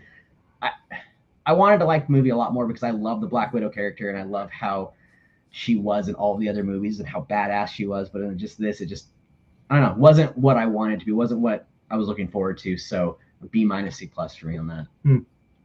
Movie felt a little late. I love the character of Taskmaster, and I liked the MCU's iteration of it. We just got like 4 minutes of her. I would have liked to have seen that villain either remain a villain or more time on screen. I think the family dynamic in Black Widow, though, works quite well. When she's got, when she's together with Milena, when she's together with, the Red Guardian, like that whole scene when they're eating dinner and, they're kind of working out their trouble. It's great. David Harbour as the Red Guardian is the best part of this movie. It's so much fun having him as Alexei. And so there are a lot of things that worked well in this movie. I would have liked to have seen a little bit more of the villain, but really this movie should have been probably in between, Captain America, Civil War, and maybe even Black Panther. This is where that movie takes place storyline. It's not a terrible movie. It is a Marvel movie. The humor hits, the family dynamic hits, the feel goods hits. It just is not one of the better MCU movies. So I think B probably goes well for this. Hey, Chris. I tend to be on the same train of thought with a lot of that. It's definitely not my favorite. I think there's, like with any Marvel movie, there's good stuff. There's stuff here that is great. The character stuff with Black Widow, diving more into her past and just spending time with that character is a really good thing. I'm glad that we got to do that. Like y'all were saying, it is too late. This movie should have come out sooner. It's kind of a weird positioning to dive back to a time period that we have well moved beyond at this point, especially in a post Endgame world, especially a post Black Widow's death world. But it is a movie I think that is, while it's got good character moments, I think it lacks a lot of the fun that I come to expect from the MCU. Good action stuff at the end, it's the normal like MCU action stuff we get at the very end. I think it's great. I also echo the same thoughts on Taskmaster. I think whatever your opinions might be on what they did with the Taskmaster character, they still were mirroring some stuff that Taskmaster was and did in the comics. They just didn't do enough of it. Mirrored it. Good one. Exactly. I see what you did there. Yep. So there's a lot of good stuff there. They just didn't, there was like one good fight with Taskmaster where you got to see like, oh, hey, that's Captain America's move. Or, oh, hey, I see Black Panther's stance there. I can see a couple different superheroes that you're copying these moves from. I wanted more of that. We didn't get enough of that. And I think, I know the MCU has done like the mind control type storyline stuff a couple times. And so you don't necessarily want to see that play out again, especially with Taskmaster as a character. But I think that there is a good character beat with who Taskmaster was and what their relation was to Black Widow. I think there's a lot of good character stuff there. I just don't think they did enough with it. I don't think they took the extra steps they needed to take in order to really like bring it home and make it fun, but also make it super poignant. So while it's good, I think it's a very serviceable movie for Black Widow. I think they could have done a lot more for it. It doesn't rank high. It's not anywhere close to my favorite MCU, and it's not one that I'm like going to be super eager to watch over and over and over again. So for me, it goes pretty low on the D tier. Yeah, I mean, I kind of agree. I feel like I didn't figure out how to verbalize it, but what y'all are saying with this movie being too late makes complete sense. I actually would have liked this had this movie come out before the original Avengers movie, but after her introduction in Iron Man 2. That would have been a thing, like show her in Iron Man 2, introduce her, and we're like, whoa, well, who's this character? Now, problem with that, though, is the storyline of this specific movie isn't until like later on down the line. Yeah. But I'm just saying, in general, I would have probably liked a good Black Widow introducing who she is, the origin of where she came from, the Red Room, all that stuff. Probably like right after we first meet her in Iron Man 2. So that would have been something I feel like way back then would have been a better place for a Black Widow solo movie. Otherwise, I feel like it does have a nice bit of backstory. It didn't really answer like any of the questions that we had, except for like what exactly happened in Budapest or Budapest, whatever you want to call it, Say it according right. to the movie. Yeah, I'm quoting the movie. But You and I like- remember Budapest way differently. yeah, and like so we got that backstory, but yeah, the most amazing thing that this ties into the other movies for is at the very end of this movie, she's got the vest with the pockets, or however they say it, and her hair is blonde. Like, oh, that's where that came from. Yeah, we get the origin of the blonde hair Black Widow, which I don't think we needed. Yelena, phenomenal. But of course, that's Florence Pugh, and she can do no wrong. So, No, Elena was Val at the end of the movie. yes. Yeah. Yes. And of course, David Harbour. I will never say no to more David Harbour unless he's playing Hellboy. But otherwise, yeah. You know A what? lot of good standout. Okay, I'll defend that one, but that's a conversation for another time. It's okay. I haven't actually watched it yet. So, I mean, joking aside. So, I have no idea what the fuck I'm talking about, is what I'm trying to say. Wow. Yeah, go figure. They allow me on the internet, so there you go. Yeah, I would call this like it's a B level movie. I mean, it's good. I like having some like origin backstory to Black Widow, but it doesn't do anything that's a real standout. But I have rewatched it again and again, and it's pretty good. I enjoy it, but I also agree could have used a little bit more Taskmaster. So yeah, I'll put it at B. Nerd. All right. Yelena. Florence Pugh definitely stole the show with all her pockets and hero pose commentary. But in all seriousness, I am just a huge Black Widow fan. She quite possibly is my favorite Avenger, and I was really happy that we finally got a standalone movie for her. It did come too late. It should have been right after Civil War, where this takes place, but alas, it didn't happen that way. But David Harbour is amazing as Red Guardian. Rachel Weisz is, I mean, who doesn't love Rachel Weisz? She could have had more to do, but when they're all together in that scene at her house, everyone is acting on all cylinders, and that family dynamic is great. I might be looking at this movie with something like those nostalgia goggles on, but just, I don't know, whatever color Black Widow, not rose colored, I don't know, glasses with this movie and overlooking some of the flaws. But I just love this movie. I watched it over and over again when it came out, and I'm happy it's out, even though there were things that could be better. But the things that I love in this movie, I love as much as most anything in the MCU. This is A tier for me, right in the middle of A tier. Okay. So, got an A and a D.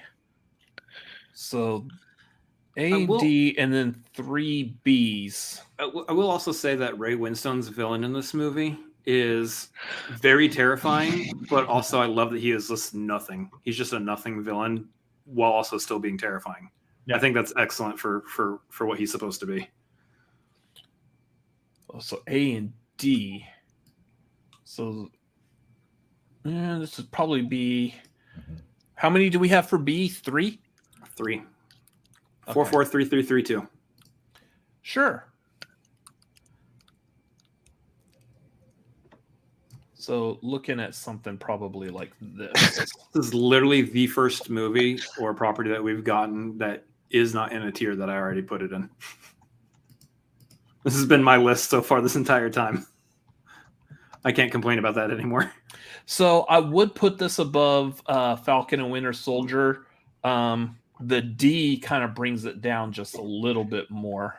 Yes! Take that! Way to go, Chris. B for Black Widow. Haha. It's probably not worth it. Hey-o.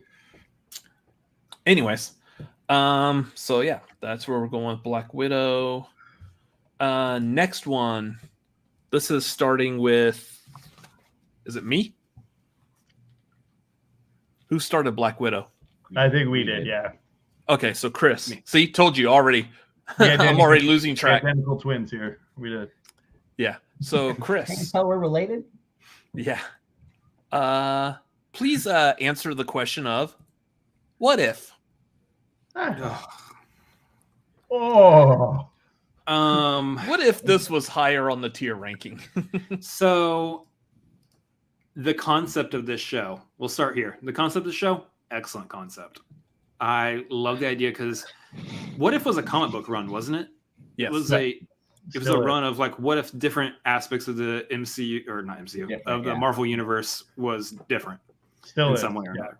Yeah. Mhm. So it's basically taking a concept from the comics, ripping it right out, putting it into animation. First time the MCU has been in an animated form, essentially. And I think that it's bold and it's a lot of fun. I think it's a great idea. I think there are many aspects that the show failed. There are many aspects that they did not get right, and I think it's on some of the storylines. I think it's great that they got a lot of not everybody, but a lot of the cast to come back and portray their characters. And I understand that it is an animated form, but I think a lot of these characters came across too cartoony. There are some aspects of some characters that just came across just not the best. There's a lot of fun storylines, but overall, there's a lot of like forgettable stuff. Honestly, like the entire series gets brought down for me for the Party Thor story. The Party Thor story did not fly with me at all, and I think that just left a bad taste for the entire series in my mouth.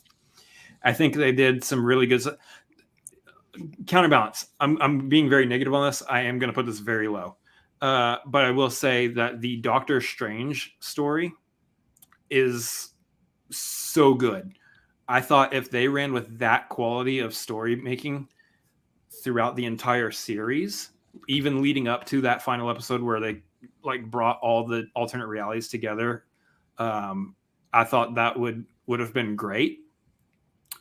But for the most part, it kind of left a lot hanging, which I get you do in a show that's going to have a second season. But there's a lot there that just didn't work for me. The zombie episode, yeah, Jeremy points out the zombie episode in the chat. The zombie episode was kind of, they could have done something better or more with the zombie episode too. There's just some weak stuff. Like I'm trying my best to try to like put out as many positives as possible, which is going to be weird because I'm putting this in F tier. T'Challa Star-Lord. T'Challa Star-Lord, yes. Jeffrey Wright as the Watcher, Had some weird fantastic. stuff in my throat. That was weird. Agent Carter, Peggy Carter, Captain Carter stuff, which bring that into Multiverse of Madness, a lot of fun. But this show specifically, this first season didn't completely fly with me. It was very weird, very, very cartoon in places, and again, I get it's animated, so it's going to be a cartoon, but it was a little too cartoon for a series that is supposed to take place still within the live action confines of the MCU. There's just aspects that just didn't fly with me here, and I think it could use. I'm eager to see what they do with the second season and see if they kind of right some wrongs and fix some stuff. But yeah, it's one of my 2 F tiers. All right. Pretty much you mentioned everything that I had already pointed out in my notes. The animation was gorgeous. Yeah. There were some shots in this. I forgot what it was. It was one of the episodes. I think it was Hawkeye. Hawkeye with Watcher and stuff. And at one point, I think he's diving into a group of like Ultron robots. He's falling like through a hole, and it's just one shot of him falling. It's so gorgeous. Yeah. But yeah, a lot of the animation that they did with this was really well done. The Marvel Zombies episode could have been so much better, and I had such high hopes because y'all know I like horror, I like Marvel, I like zombies. Marvel Zombies should be a winner. Kind of fell flat. Party Thor, I agree with my brother. Party Thor was the worst part of the whole series. Just the Doctor Strange stuff was really good. Strange Supreme was a really good storyline, and then the T'Challa Star-Lord I absolutely loved. And as Joey's saying in the chat, Hawkeye falling was one of the best fucking shots in the MCU, period, full stop. Yeah. Absolutely. So great. Yeah. I have this as a D. It's low, but yeah, it's a D for me.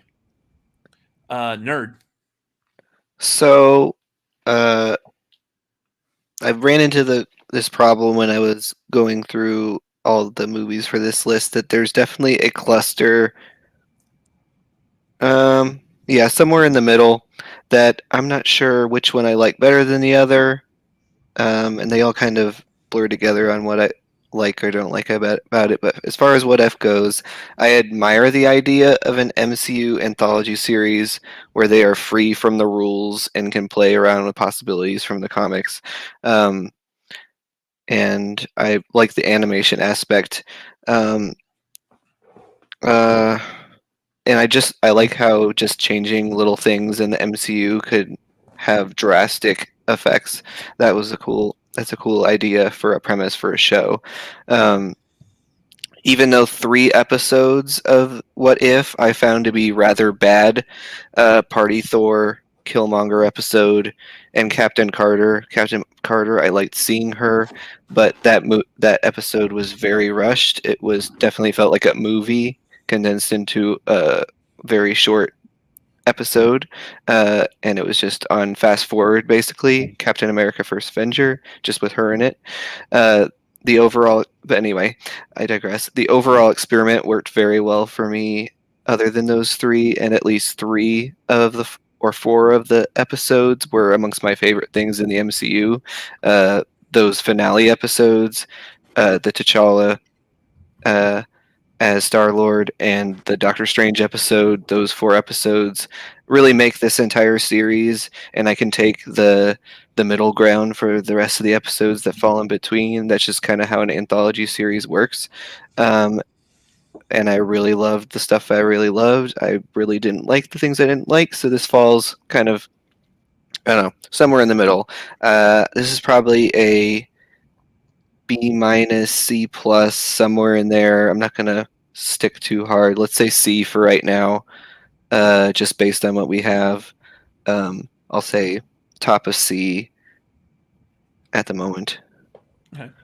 Moose and Ryan. So, you know what? I'm going to have to go on a C tier on this one. I would normally give it a lot higher, but considering what else we have on that list that I know that's coming, I think a C tier is pretty respectable for it. I agree. The Party Thor was my least favorite episode, hands down, but I loved the zombie one. I loved the T'Challa Star-Lord episode, especially the fact that Chadwick Boseman got a posthumous Emmy nomination for that role, and it was well deserved. And I hope, he gets it. I hope it happens, because bringing him on, having him be that last role, his voice in that role was just epic. And that whole idea of what a T'Challa Star-Lord could do, bringing Thanos to be good guy, that is just mind blowing to think about. Yeah, that was cool. I think the What If, as a fan, it was more comic booky and cartoony than what we're probably used to in some of the other things, and that's why I loved it so much. So a C tier for me. I would probably rank it higher, but a C tier, a high C tier for sure. I still buy comics every Wednesday when they get released. And the What If series is one of my favorites series because it's just such a bizarre take on these Marvel characters. What made this fun for me was this is bizarre takes on MCU characters, not just Marvel characters, MCU characters. I think the Captain Carter stuff worked really well. Yeah, I was okay with Marvel Zombies. I wanted a little bit more out of it, and maybe it was just introducing us to get its own series. Jeffrey Wright could sit here and narrate his way out of a grocery bag, and I would tune in for every minute of that. Yeah. I think he's just the most intriguing dude. There was some substantial misses, and we've all touched on it with Party Thor. The less we talk about Party Thor, the better, right?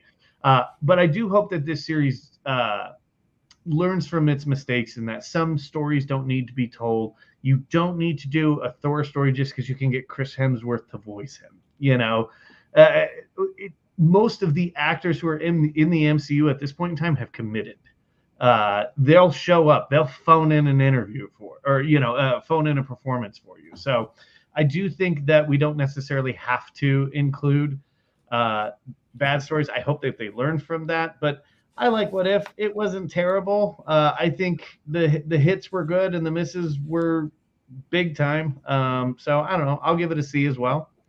I think the biggest takeaway a lot of people can take from is the fact that they gave us a watcher. They legit gave us a watcher to connect with in a series that we all see them in the background throughout the MCU. And now we finally have one. So Yeah, he's an actual character. Yeah. New movie idea. Let's get Jeffrey Wright's Watcher and Jeffrey Wright's Felix from the Bond movies, and let's have them have a vacation movie together.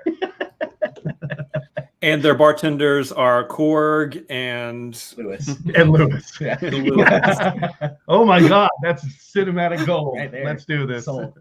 Somebody copyright this Someone, broadcast. here, take my money. So we got 3 C's, 3 C's, a D, and an F. Whew. What high school grades? Yeah, that's either going to be at the end of C or the lead in D. I think it's end of C right now. It might get bumped to D tier when all's said and done, but we can probably put it C minus right now. I'd bump it to the F tier if that was me. Okay. Yeah, I gotcha. But based on Yeah. Tell us how you really feel, Chris. F. I mean, it's your F show, but come on. that show. Okay, I mean, so I'll we're probably rewatch it again at some point, but and we'll skip the Party Thor, except the end of Party Thor is key. But real quick, how could nobody sit here the entire time and tell me that I can't be taken seriously while I still have wax on my face? we can't tell. You're shrunk down. Yeah, Yeah, I took care of it. I took care of it. But Can you use it to Mustache. maybe get your facial hair a little more checked in on point? that's a thought. That's a thought. Right. From someone who can't grow facial hair, this is like not shaving in a week. This is him not shaving in a week. This is me not shaving in a year. there you go. This is me not shaving since the pandemic started, even though I've trimmed. But anyways, We have time for this. Yeah, welcome to the Marquee, where we talk about facial hair grooming. Speaking of which, it's to me next, I believe. So we're going to start with Shang-Chi. I don't know what that has to do with facial hair. It doesn't really look like he's growing any also, so whatever. So Shang-Chi, this was not a character like I was a fan of in the comics. I never read any Shang-Chi comics, just wasn't that interesting of a character for me. But to be honest, I'm also not big into like martial arts movies as well. So kind of like just not my cup of tea. I did think this movie was really good on what it did, though. It made me interested in Shang-Chi. I can't wait to see the sequel now. The great story, the character was good. I'm a little weirded out, and I both love and hate that they made the Mandarin kind of sympathetic. I'm used to the Mandarin being like the arch nemesis of Iron Man, where he's a power hungry, control, just master of like everything. He has the rings on his fingers. I grew up watching the 90s Iron Man cartoon, part of the Marvel Action Hour with Fantastic Four. So I'm used to this alien looking Mandarin with the green skin and the like all the rings and the pointy fingers and stuff. Just it's kind of weird seeing what they did with him in this movie, but I kind of understand and get it. And I like the sympathetic nature as it pertains to this movie. Katie and Trevor were the standouts of this, especially Awkwafina's Katie. I love Awkwafina in this movie, and we don't get enough of her, unfortunately. Even though she's a large part of this movie, we still don't get enough of her. So I absolutely love. The second I saw the Marvel Legends figure of her as Katie, I had to buy it because I was like, I want an Awkwafina toy. Just it was cool. But yeah, bringing back Trevor Slattery was great. I love how they built upon his character even more. His interaction with Morris, the creature, was really good as well. So you mean the toy sales? Yeah, the toys. Wait, you can see him too?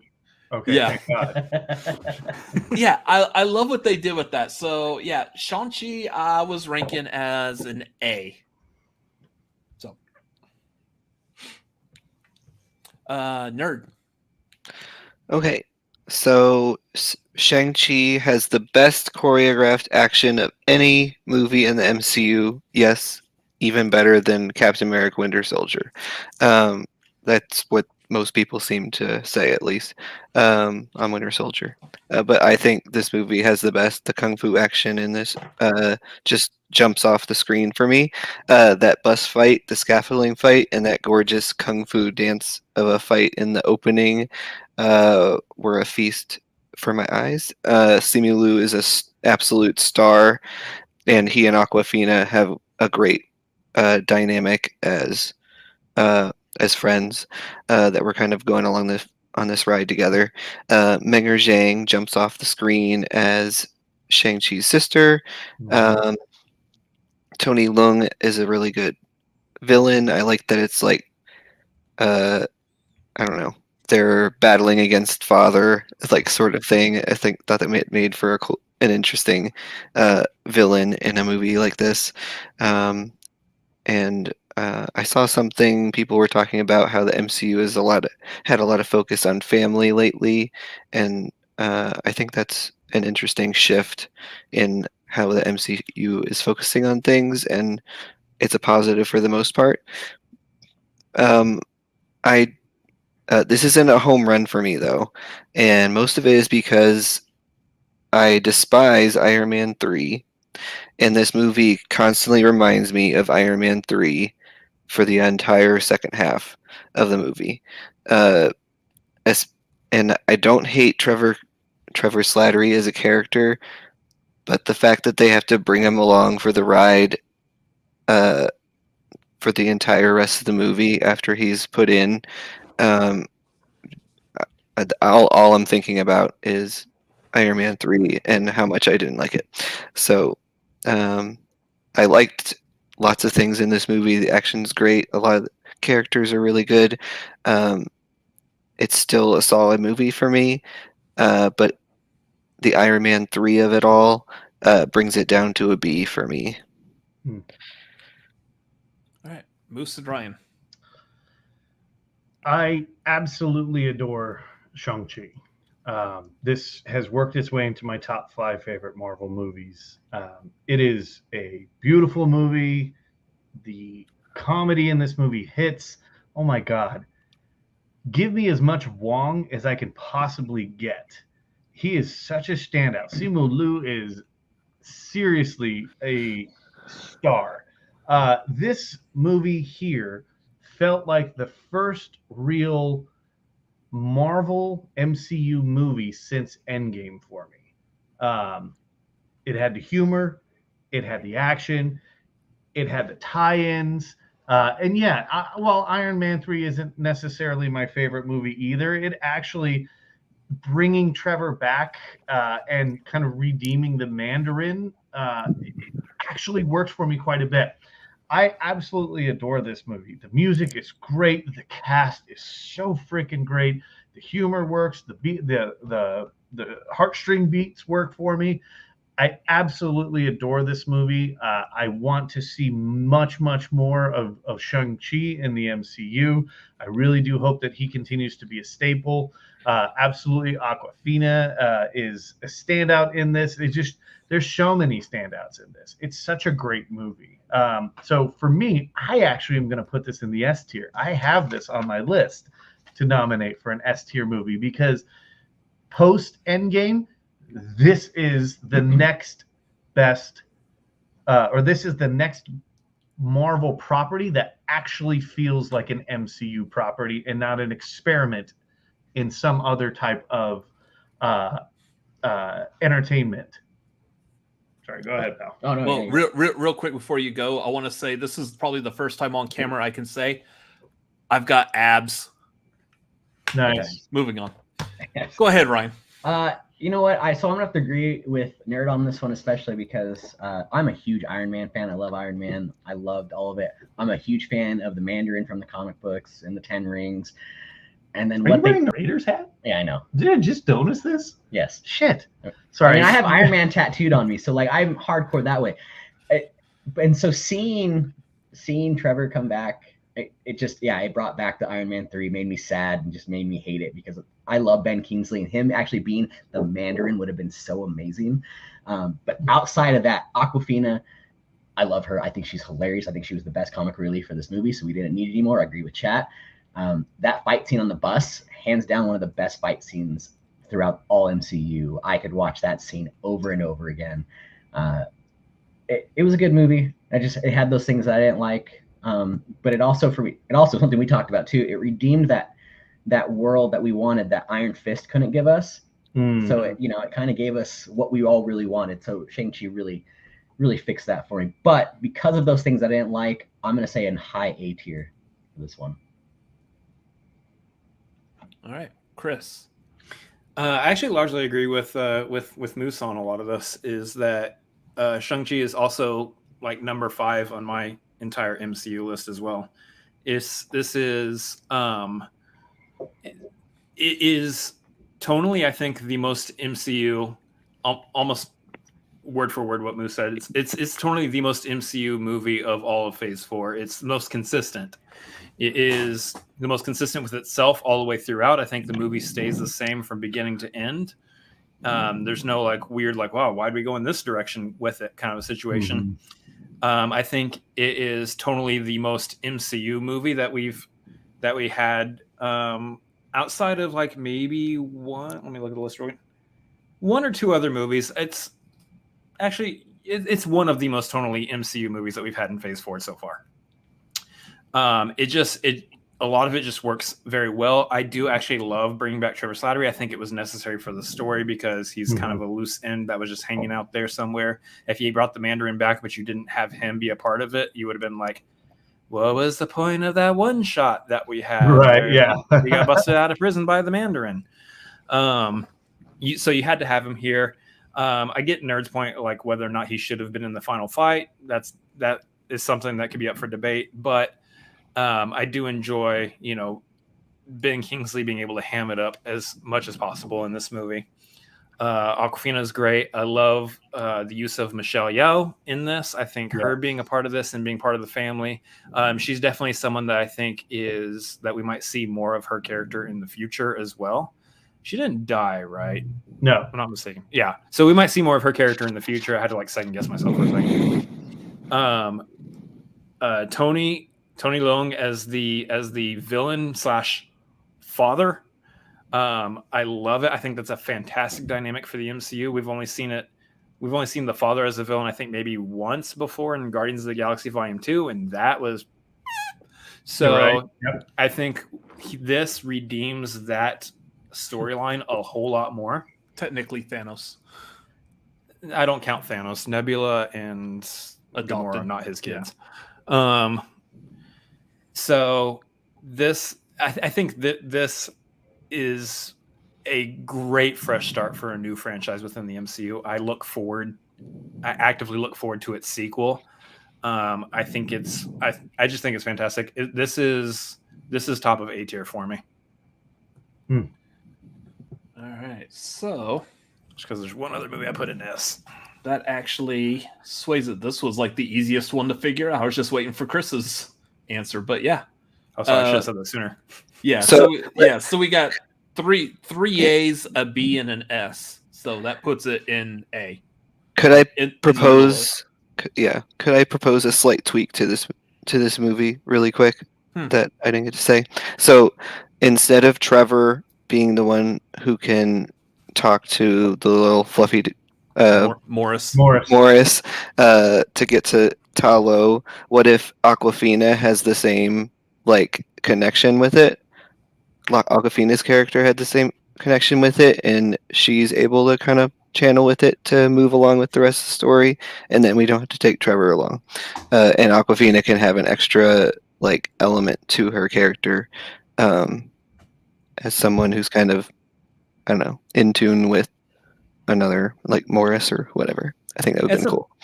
I think it's possible to go in that direction. So coming from someone who was sour on Iron Man 3 to begin with, but has grown to appreciate it a lot more, I actually don't mind that Trevor Slattery was there the entire time. I agree. It wasn't that. But I also am someone who can just overlook any hate that Jar Jar gets too. So I don't really care about Jar Jar being present the entire movie. So whatever, I'm cool with characters that people find annoying. Okay, we are going down a dark path here. We consider Trevor Slattery, Jar Jar Binks in the same vein. Okay, No. we are veering down a very dangerous path if we agree to consider both of them. Trevor Slattery, yes. Jar Jar, no thank you. I'm sorry. Apparently, I got some candle wax up my nose or something. It's just messing with my brain. I don't know. Yep. I guess That's got to be it. You were making sense there until the wax got a hold of you, pal. We're filing a formal complaint with this just for that comment. So So, starting with Nerd, I'm gonna ask you to please, maybe let's start filling out the bottom portion of this because D and F look pretty empty, and we could probably use a good movie somewhere down there. So we're gonna have you start with Eternals. Take it away. Okay, so I already labeled several movies D and F, but you guys disagreed, so I'm not taking responsibility on that one. You can list this as D and F, and I'm pretty sure we're not going to disagree. Eternals is. I have complex thoughts on Eternals. I have probably my longest letterbox review I've ever written on this movie. Not because I don't even know why, just because I wanted to sort through everything that my brain was trying to figure out about this movie and what I liked about it, what I didn't like about it, what I don't know. So I loved the dive into history of human civilization and the history of the Eternals themselves and dealing with their moral and ethical dilemmas that they were dealing with. I liked the cast of characters for the most part, except for I'm blanking on names tonight, but Kumail Nanji, Kumail, yeah, his character. oh yeah, that wasn't great. Kingo. But the biggest problem with say Grogu, but it's not Grogu. but the biggest problem is Kingo. Close enough. Oh, yeah, that's his character. But the biggest problem with Eternals is it just doesn't fit into the MCU. Like, I understand broadening out the cosmic idea of it all. I know some of this stuff is in the comics, but I don't understand the world where the Eternals exist and several other and the Thor gods exist and the and all this timey-wimey stuff that we're getting and the multiverses and the time variances and the MCU is getting very complicated and Eternals is not one of the things that fits in very well to the whole picture. And that's a big problem. As much as the stuff that I really like that this movie explores and how it tries to be different, I do like. I wish I didn't have to care as much about it fitting in the MCU, but it's important, and it just doesn't. This is a C- for me. At this point, I guess you could put it into D, based on what we're doing here, and you guys are gonna put it lower anyway. So, that's my Eternals take. All right, Moose and Ryan. So cousin Ryan and I are big baseball fans. And in baseball, there is a term for this movie. Swing and a miss. Hardcore swing and a miss, gentlemen. F for me, hands down. Haas and I talked about this a lot today. This movie could have been amazing. It could have been so great into the world of the MCU, giving us things that we wanted to see with Eternals, Celestials, all that fun stuff, and they just did a crap job. The hardcore swing and a miss. Look like the Angels right now with how they played today, swing and a miss all day. So, F tier, just hard F. I hate that they lost to the Dodgers 2 games in a row. Yeah. But anyways, Eternals. What good can you say? What went right? Don Lee as Gilgamesh. Great. Yes.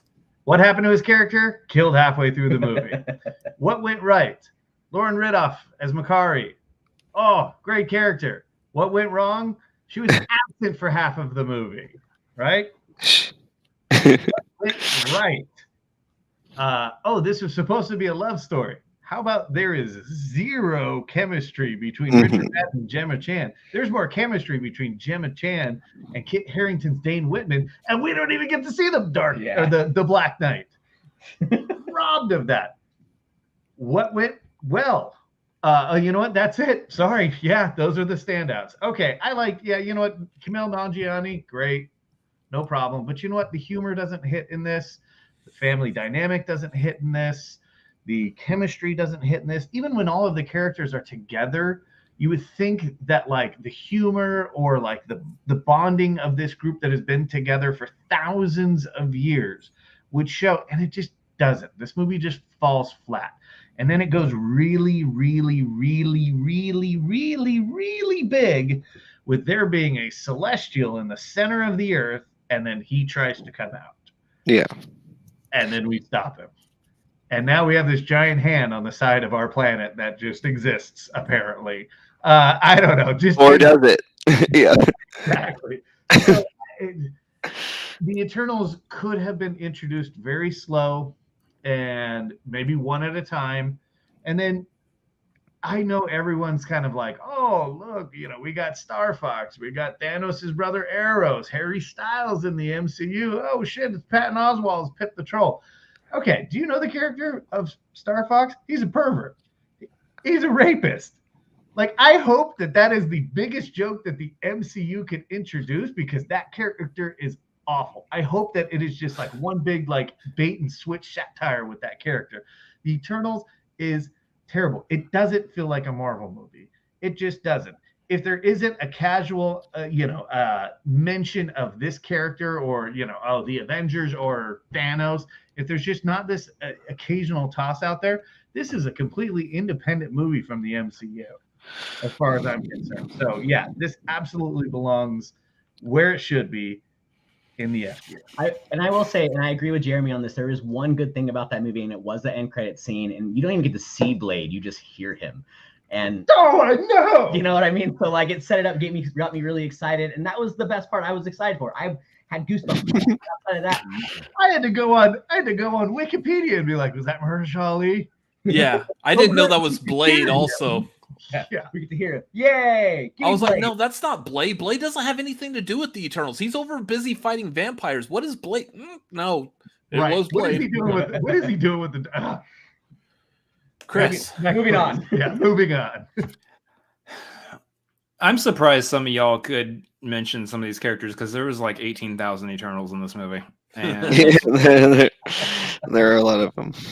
look, in a vacuum, again, let me preface everything by saying this is still, it's not as fun or entertaining as most other MCU movies. It's still a good movie in its own right. this is the one that's pushing that Us right there. phrase for me. There's no such thing as a bad MCU movie. Oh. This is pushing it. In a vacuum, this is a good movie as it stands alone by itself, without any other. Yeah. Don't tie it into the MCU. Leave everything else out. Just let this movie be what it is by itself. It's just fine. It's a fine movie. This movie is an example of a misstep in terms of format. This fantastic TV show. Give it a solid 9 episodes. Yeah. Excellent show. Flesh out every character. A lot of fun can be had here. Be like a Game of Thrones almost in the MCU. So, They like, they trade that though. It's called Inhumans. Shush. we don't talk about that either. So Yeah, we Yeah. don't talk about Inhumans. However, in a movie like this, it doesn't work as well. It just doesn't.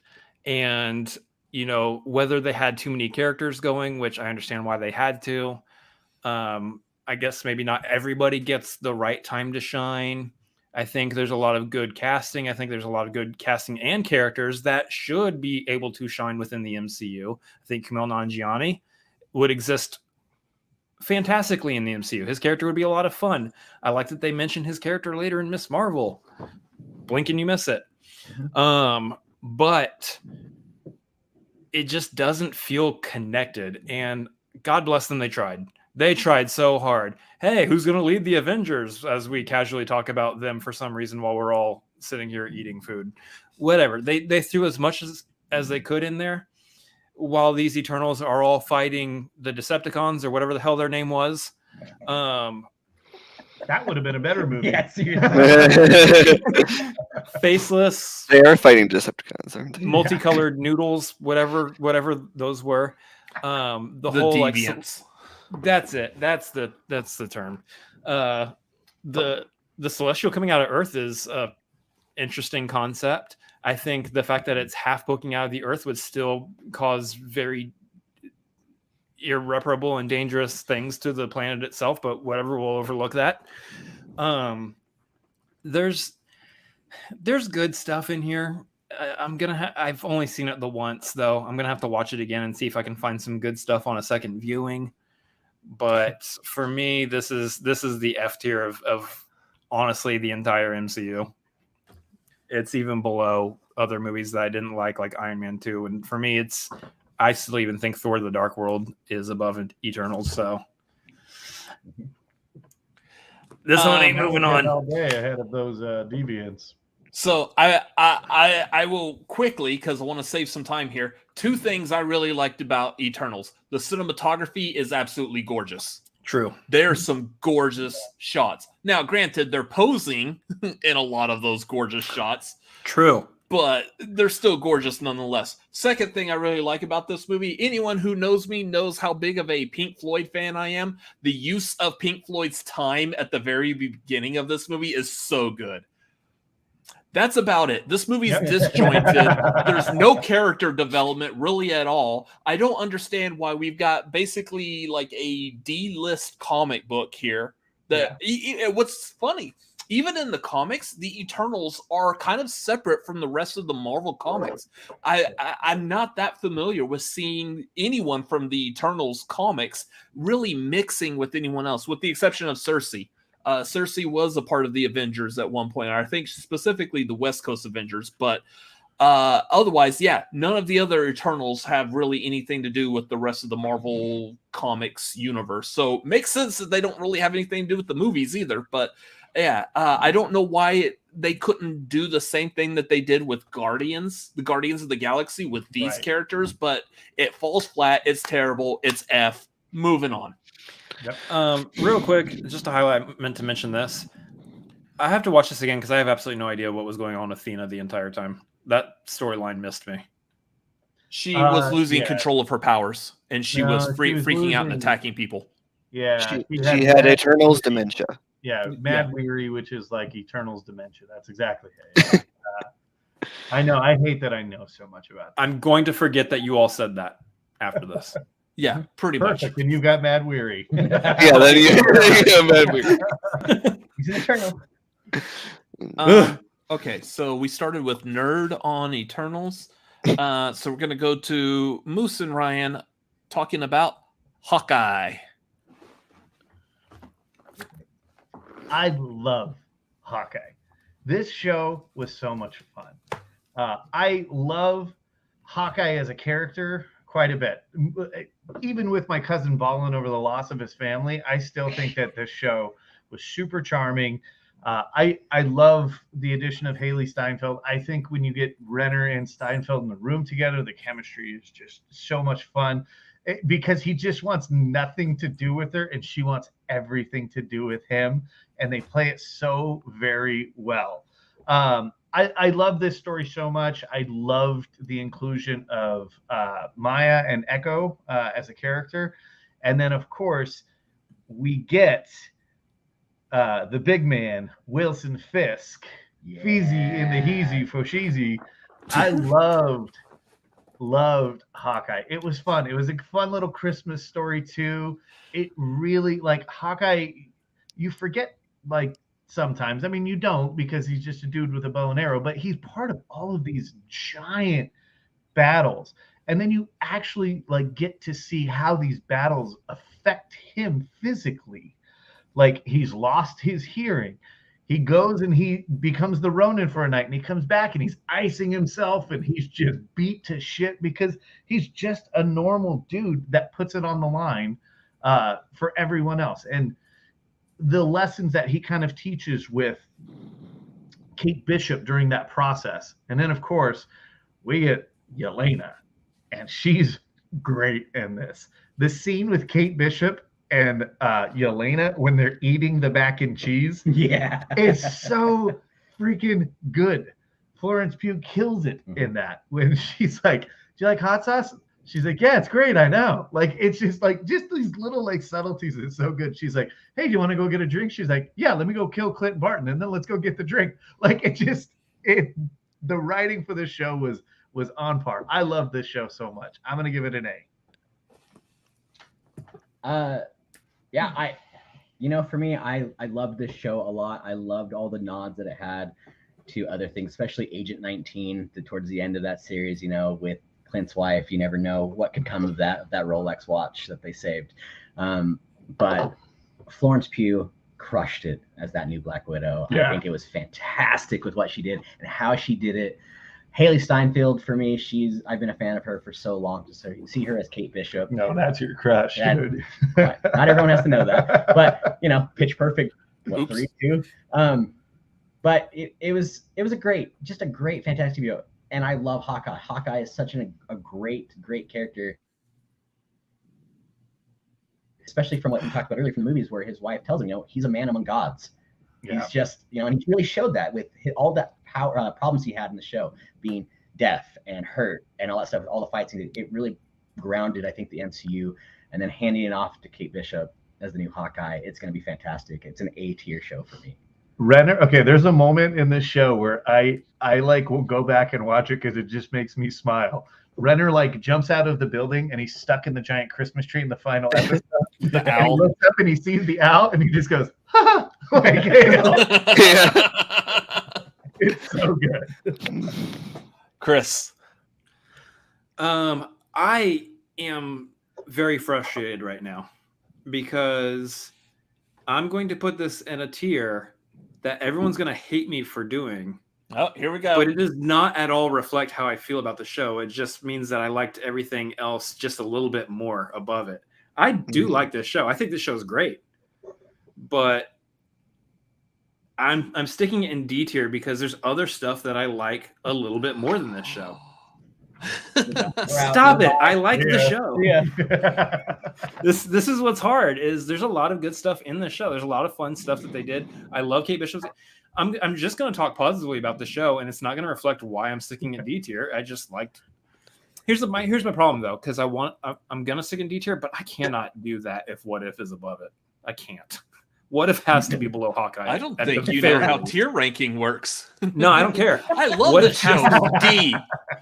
What? Well, again, I've got everything. I've got other things in other spots. That's how tier ranking works. That is how tier ranking works, or ranking. yeah, y'all can make fun of me all you want. I don't give a shit. I was agreeing with you. Happened. No, not you. I'm looking at the chat. Okay. Jeremy, this show's great. Goes in the D tier. Yeah. That's because we're ranking a lot of good stuff, and good stuff has to go in the D tier. So, I mean, I can't spend too much time on this just because I think they hit a lot of like the really good stuff here. Yelena. She stole the show for me. I think Haley Steinfeld as Kate Bishop is a character I'm going to love looking forward to seeing more and more and more in the MCU. I think she's got a long career ahead of her in the MCU, and I'm looking forward to it. I love they gave Hawkeye his own show, just like they gave Black Widow a movie. They gave time for Hawkeye to experience a storyline and everything too, which I think is great. I will say maybe this stuff with Echo doesn't roll with me as much, I guess, but even still, that stuff is still good too. There's good dynamics in that too. It's just a lot of this other stuff on this list edges higher for me and how much I like it. I'll revisit a lot of this other stuff on this list more than I will Hawkeye, but Hawkeye is real good. Yeah, I'll say this. It's in D tier because of Rogers the Musical. I can't stand the Rogers the Musical stuff. Good God. That's That was so annoying. That's the point. I So could do there you this go. all There you go. It's day. in D tier because of Rogers the Musical. There's your reason. Good Lord. So for me, yeah, kind of echoing. It's a great show. Yelena again is easily the standout for it. I want the Yelena Hot Toys figure, but I want her to have a Hot Toys from this show, No, and not you the want a Hot Florence Pugh Toys. hot toy. Not the Hot Toys of her from Black Widow. I want the Yelena from this show because she just looked better, her hair and everything. Anyways, my love of Florence Pugh and Yelena aside, the show was really good. I kind of like what they did with Echo, even though I didn't know too much about her character. I love that she's in this show as kind of like a way to help usher in like Kingpin, and now I'm almost certain that that Daredevil's going to be a part of her show also. I think it's 100%. Yeah, I pretty much guarantee that. So I like them. Kate Bishop was fantastic. Haley Steinfeld does like no wrong on anything. Vincent D'Onofrio return as the Kingpin. I mean, he is absolutely perfect as the Kingpin. So very much appreciated that. Otherwise, though, it's just, I don't know. It's just kind of like a fun, like little show. I don't feel like it does too much except just setting up some characters for future shows. I would call this B. So, nerd. Okay, so I love this as an introduction for Haley Steinfeld as Kate Bishop, and I love this series over. I love that the series overall has this fun, lighthearted Christmas series vibe. All that is a really good, premise for what the show wants to be. But the best part of the series is the dynamic between Kate and Clint. Just that one's best example is that one scene where she's helping him talk to his son on the phone when he can't hear anything, and she's able to like walk him through the conversation after they've only known each other for a short time, but she's able to kind of touch into what he's experiencing and what he needs in that moment, and that's an amazing moment in the show. There's just a lot of fun to be had in the show. I really like the LARPers, the LARPing group, as kind of a side character of its own. It's goofy, but that's the kind of goofy I like in this show. The goofy I'm not as good on is basically anything with the villains. The Tracksuit Mafia is... I can be okay with some of the oafishness, but I don't love the Tracksuit Mafia. I found that. That was a funny line. And the use of Kingpin is an interesting one. I'm not sure if they did him justice. Just reintroduced him. Also, Vera Farmiga is a great actress, but they did not direct her very well because she was abysmal in this show. So basically, all of our antagonists I wasn't crazy about. Pretty much, if it wasn't for a little bit of that, I would have this show much higher. This is one of those shows where I had like a cluster that were all kind of on the same level in like the B minus C plus. I'm going to put this in.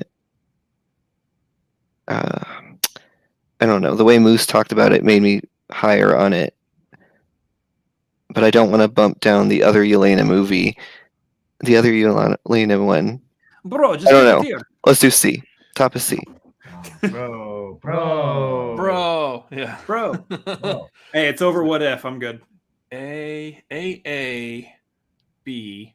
Then we got a D and a C. If you guys didn't put Far From Home and Falcon Winter Soldier, I would be much less conflicted. Is it going over Black Widow? Because I'm okay with that too. Yeah, I think this is going to actually No. knock Black Widow down to C.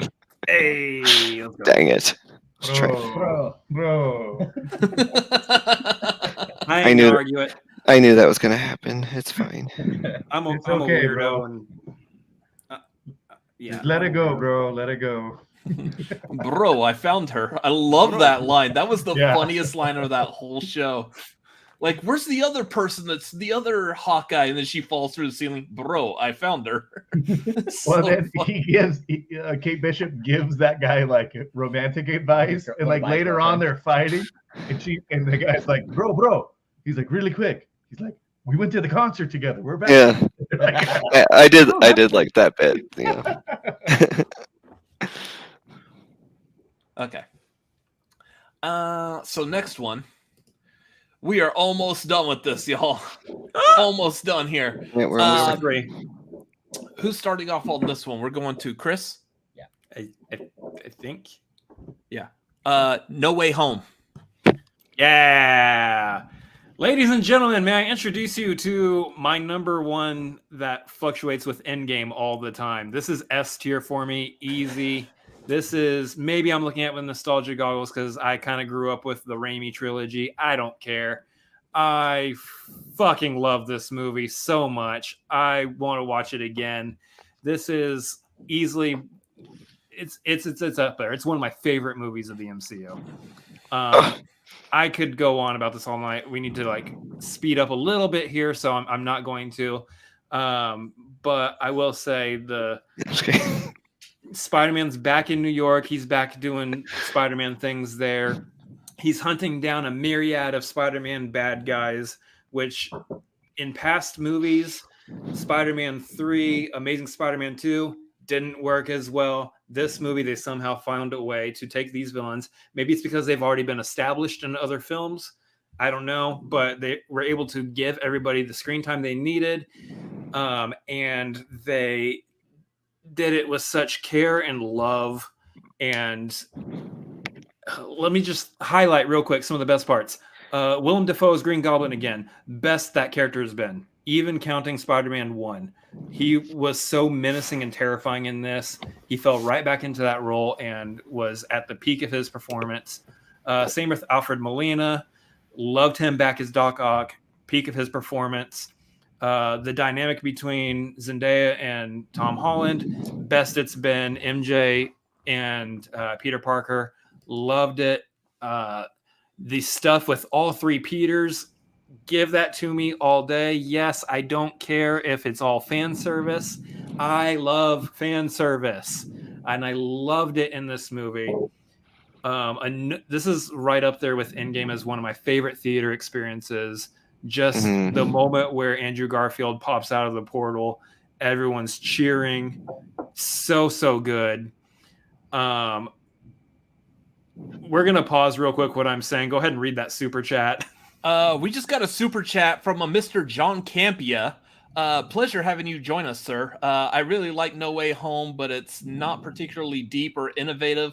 Without the cameos, I don't know that we talk as much about it, but I still like it a lot. Ooh, I can't wait till I get to piggyback off of what John Campia is saying here when it's my turn to talk. And here's the thing. I get it. I do. I completely understand that. And I think that is actually a very valid take on it. I think this movie does exist mostly because of all the fan service to it. Again, that's what sells for me. That's what sold for me in this movie. I don't think it sells for me for every movie. I think if you rehash that over and over and over again, I don't think it works for me on other films. But for this movie, for Spider-Man, such a classic, endearing character, I love to have classic, endearing things shown forth in the movie for me. So this actually really does work a whole lot for me in this particular film. I loved it. I loved the story with each bad guy, what they did. There's obviously some stuff that's kind of flawed. The fact that they couldn't get Thomas Hayden Church back on set, so they had to stick with just Sandman being in sand form the entire time is kind of But other than stuff like that, I love this movie. I will never stop loving this movie. I love this movie all day. Give me more of the Spider-Man brotherhood dynamic between the three of them. Yes. I thought you were asking me to give you more Spider-Man. Like, give me more Spider-Man, brother. I mean, I don't have control. No. I've been going on way too long about this. Let's get some other opinions. Okay, so you said S. Yeah, there's a lot of fan service in this. Here's the thing. I'm going to be realistic with this because I've already watched this movie probably about 5 times. I love this movie. It's a good movie. It is a lot of fan service, but there's a lot of logic that does not Real quick. work. Here's the thing that I never thought I'd say. Both you and John Campea break my heart. Here's the thing. The logic of this movie doesn't work very well. There's a lot of plot holes. There's a ton of plot holes in this movie. I know. How are you plugging your ears when you got headphones in? Don't question the logic. Exactly. Don't worry. That's the problem with this It's movie. still going to be S or B. I feel like this is one of those MCU movies that as more people watch it over and over again, everyone's going to start being like, this doesn't make any sense. This doesn't fit. It doesn't work. There's a lot of stuff that they're allowing it to do so they can hit those fan service beats. It's a very huge suspension of disbelief within the MCU. And I'm okay with the guy having like octopus arms and one guy flying on a glider. I get that. This is the stuff that they miss on this movie. I feel like is very huge, and yeah, I don't like it that much, but it's still a fun movie. The fan service is what wins me over. I would put this as a B tier. Good job, nerd. You got it. Speaking of nerd, on to you. All right. No Way Home is a great movie. I haven't watched a movie in theaters 3+ times in a long time, and this was one of those movies. Tom Holland is my favorite Spider-Man, live-action Spider-Man, like I said, and he finally got the movie where he got to really be Spider-Man. Yes, they bring in other past Spider-Man in this movie, but it's his movie. It's Tom Holland's Peter Parker's movie. The emotional beats are all his. It's all about the weight and responsibility of being Spider-Man and how to protect your loved ones and the responsibility that's greater than, I don't know, you make a mistake, you can't just wipe it under the rug. You have a moral responsibility to try to, I don't know, bring the villains back to their place in a better than they left, essentially. He has the ability to help them, and he goes along the path to do it. Yes, it costs him, but that's what makes it a great story. And they're not cameos. Tobey Maguire and Andrew Garfield coming into the movie are actual characters in this movie. They are actually integral to the plot and the story and how it unfolds. Andrew Garfield alone also has some of the best redemption for an actor character that I've ever seen in a movie. His Peter Parker gets the redemption, but it's kind of meta in a sense where the actor gets it, but also the character gets it. And he nearly steals the show. Zendaya and Holland's chemistry is the best it's ever been in this trio of movies, and it makes the ending that much more heartbreaking and powerful. So this movie is S tier, no doubt. This is in my top 4 MCU movies, period. End of story. All right, no, I take back the candle wax thing from earlier. Okay. Moose and Ryan. Doesn't? Go ahead. Okay. So if Peter Parker isn't being selfish with trying to erase everyone on Earth's memory, none of this happens. There's a little bit of disdain for that plot device as a reason why he goes to Doctor Strange, as opposed to, like, Doctor Strange even tells him, he's like, wait, you just didn't get into a college, you didn't call them, you made me cast this spell that potentially would have wiped every single mind on Earth, and you just didn't think to do this. That moment right there sticks with me quite a bit, because then if Peter had just dealt with it, a lot of like what happens next wouldn't have happened. However, what happens next does happen, and it's great, and it's fun, and I have a ton of and I agree 100% with you, Nerd, that Andrew Garfield, his redemption arc in this movie is great. He's a broken Spider-Man.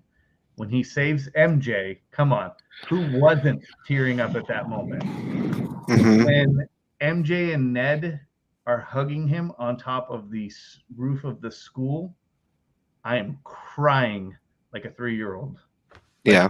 It's great. The emotional beats in this movie absolutely hit. Sure, when the other Spider-Mans get there, it's great. I love that Ned is magic. It's so much fun when Andrew Garfield first shows up and like his aunt Lola is like, you like dust for me? And Garfield does it, like he gets up and he's like getting the cobwebs and stuff. So the humor in this absolutely hits. This is for sure an MCU movie. I mean, again,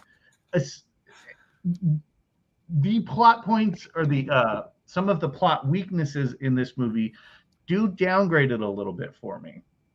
Tom Holland is my favorite Spider-Man. This was a great way of being able to illustrate that Spider-Man is about sacrifice. Being this person is meaning that you are going to be alone in this world. That's what comes with being Spider-Man. Every iteration has had that sacrifice. Every iteration has had to realize the responsibility that comes with being Spider-Man. It's always how it's been for Spider-Man. That's just it. And was definitely like the message at the end of this movie. And so again, I really did dig it. I dug the redemptive arc even for Doc Ock. I thought that was great because he really wasn't a bad dude. He just lost the inhibitor chip and got brainwashed by 4 additional arms. So it was great to see like Molina have that redemptive arc. So I'm not going to put this at an S tier because I do take a lot of issue with that selfish move at the beginning of the movie being the whole thing that disperses this whole thing and ultimately would kill Aunt May for him, which I'm sure he'll have to deal with in future movies. But I am going to put this at an A because this is a very solid MCU movie. And I think there's certain criteria that goes into MCU movies like humor, like heart, and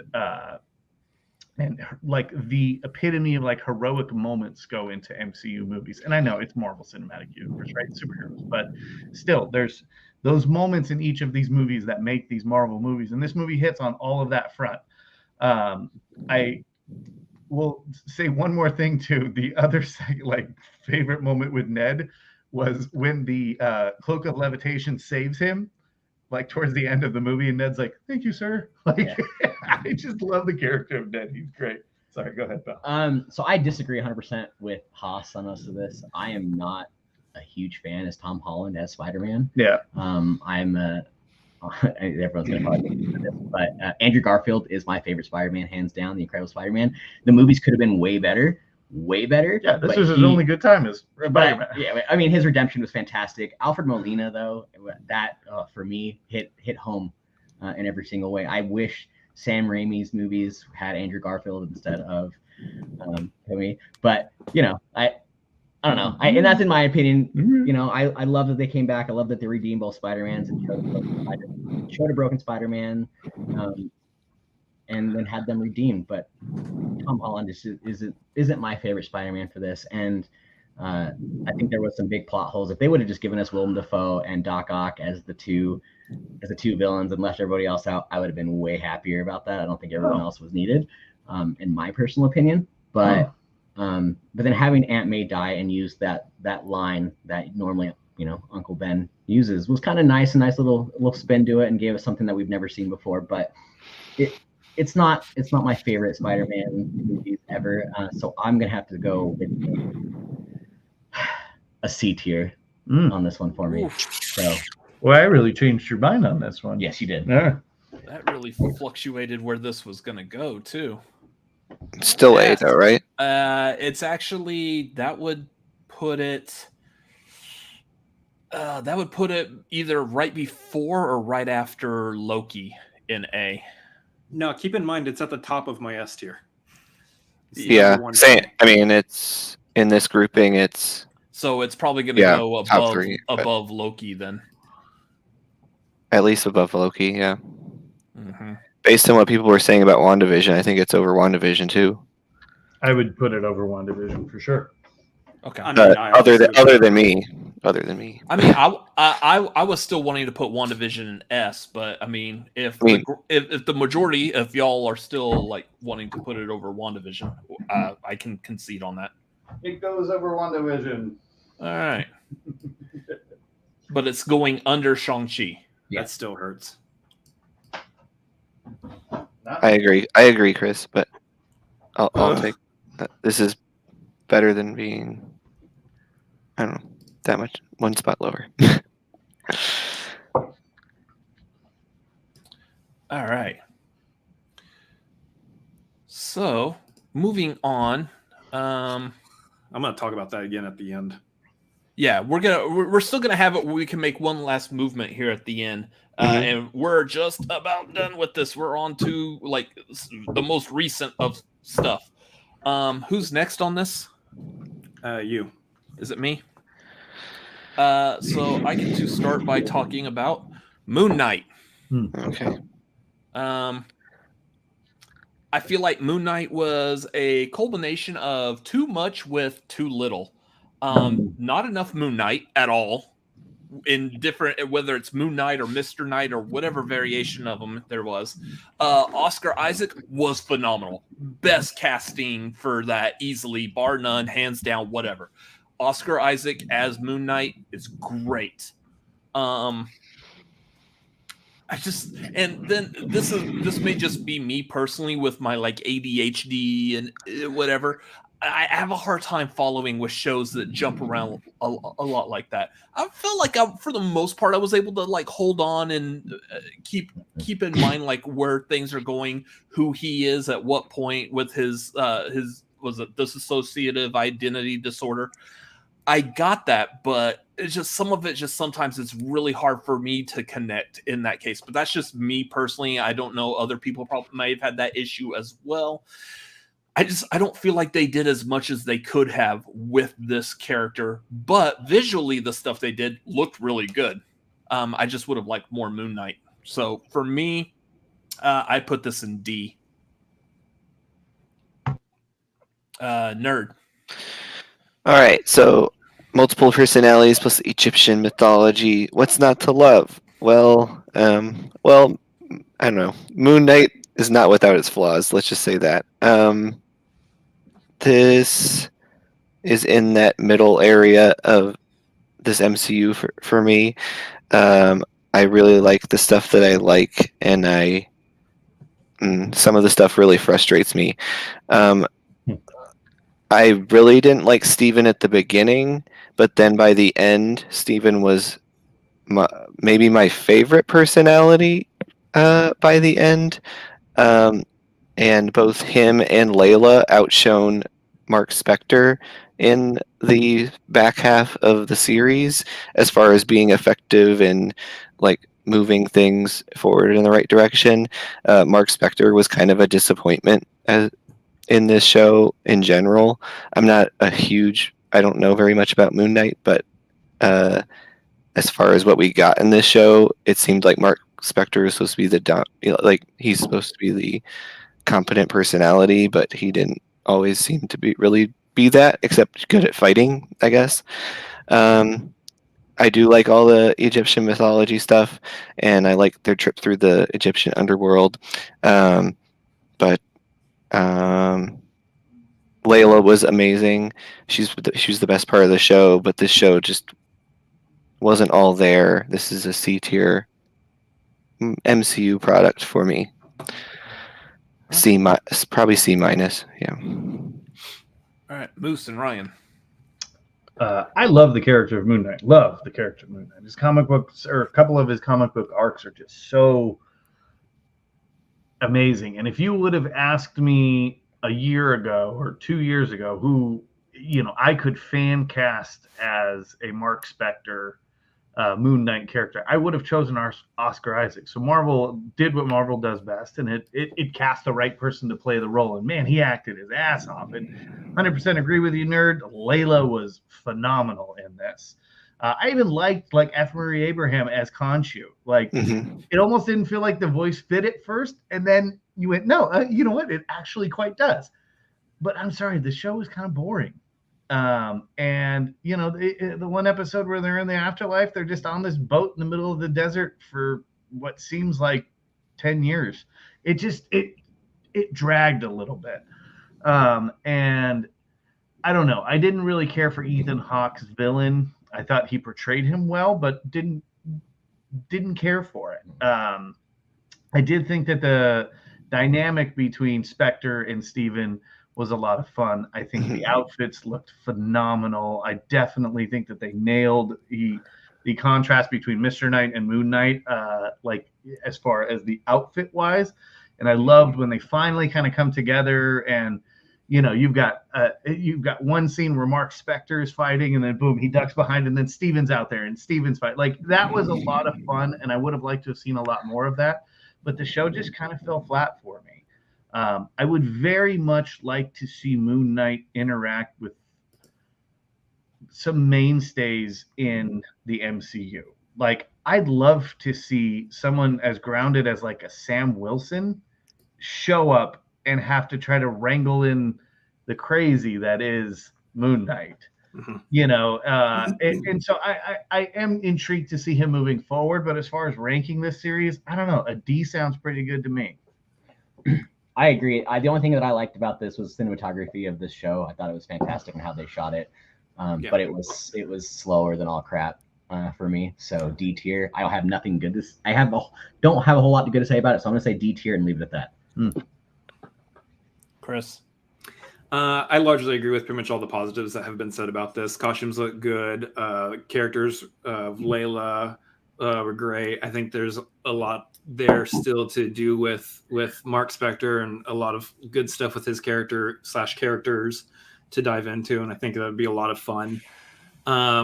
Good visual effects on some of the stuff. I actually really enjoyed the climax of the show. I would have liked some more of that fighting stuff throughout. I think this show, the last thing I'll say, and Jeremy brings up in the chat, the show's so much better on a binge watch. That's what I'll say. If they released the first 4 episodes all at once and then maybe did the week to week on the last 2, I think that would have played a little bit better. Or at the very least, if they just released the entire show at once, I think that might have even played a little bit better for it. I don't know that this show really worked for the week to week model. I think that actually did hurt it a little bit. But for the most part, the character is good. I think that they did enough to introduce him, and I would love to see him moving forward. But yeah, I'm D tier also. Okay. So it's D over what if. Yeah, I'm kind of thinking over what if. Yeah, that works. Based on What if Moon Knight was better? Yeah, right. Sorry, threw some Harry Carey in there. It is like that. This is about to get interesting, y'all. We're coming down to like the last like 3. Yeah, Yep. and to be fair, you should just move what if down to F tier. But that's what I'm starting to think here. Mhm. So starting with Nerd, let's go with Doctor Strange. Kind of what I usually refer to it as Doctor Strange mom, but every time I say that, I picture. Oh, God, he put it in here. Oh, Nice. That's I like Doctor it. Strange if you were to change. Get that shit off the screen, man. Get that shit off the screen. I like it.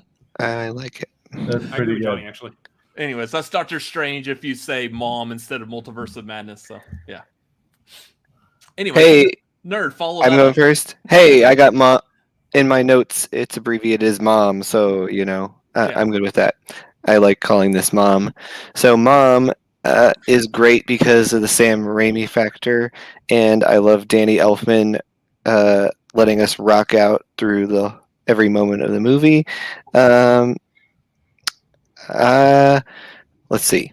I am going to go ahead and move What If down. However, I am a huge WandaVision fan, and I don't feel like they did the character justice about the arc she went through in that show. I felt like it was a very dramatic heel turn for Scarlet Witch to go basically full tilt Scarlet Witch, unredeemable, basically. I would have liked. I don't know how they would have done it, but I would have liked some sort of other, like a little bit slower progression somehow. I don't know how you would have pulled that off, but that's not the movie they made. Having said that, I did think that Wanda as a horror villain basically was really fun to watch. I thought she was acting her ass off in this movie, and one of my favorite images in any MCU movie is possessed suburban mom Wanda hobbling through corridors with blood and Ultron bot fluid streaked across her face. Like that was just great stuff. I loved Zombie Strange and loved how gutsy they were about what they did with the Illuminati. But I do feel like it betrayed some things that they were doing with Wanda, and that's what brings it down a notch. This is a B- for me. I do like a lot of the elements that Sam Raimi brings and the style of this movie, but it's B- because of other factors. Okay. Moose and Ryan. All right, so I'm gonna go first on this one. This entire movie, I was rooting for Wanda. I love the fact of her as a villain.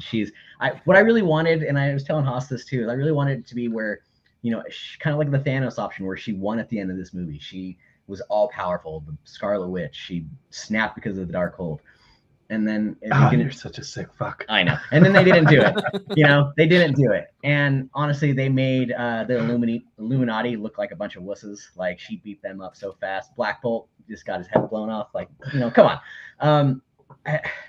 I wanted to love it. I didn't. I wanted more of the multiverse as well, and they barely scratched the surface of it. So for me, I'm going to give this one a C. I love the character of Doctor Strange.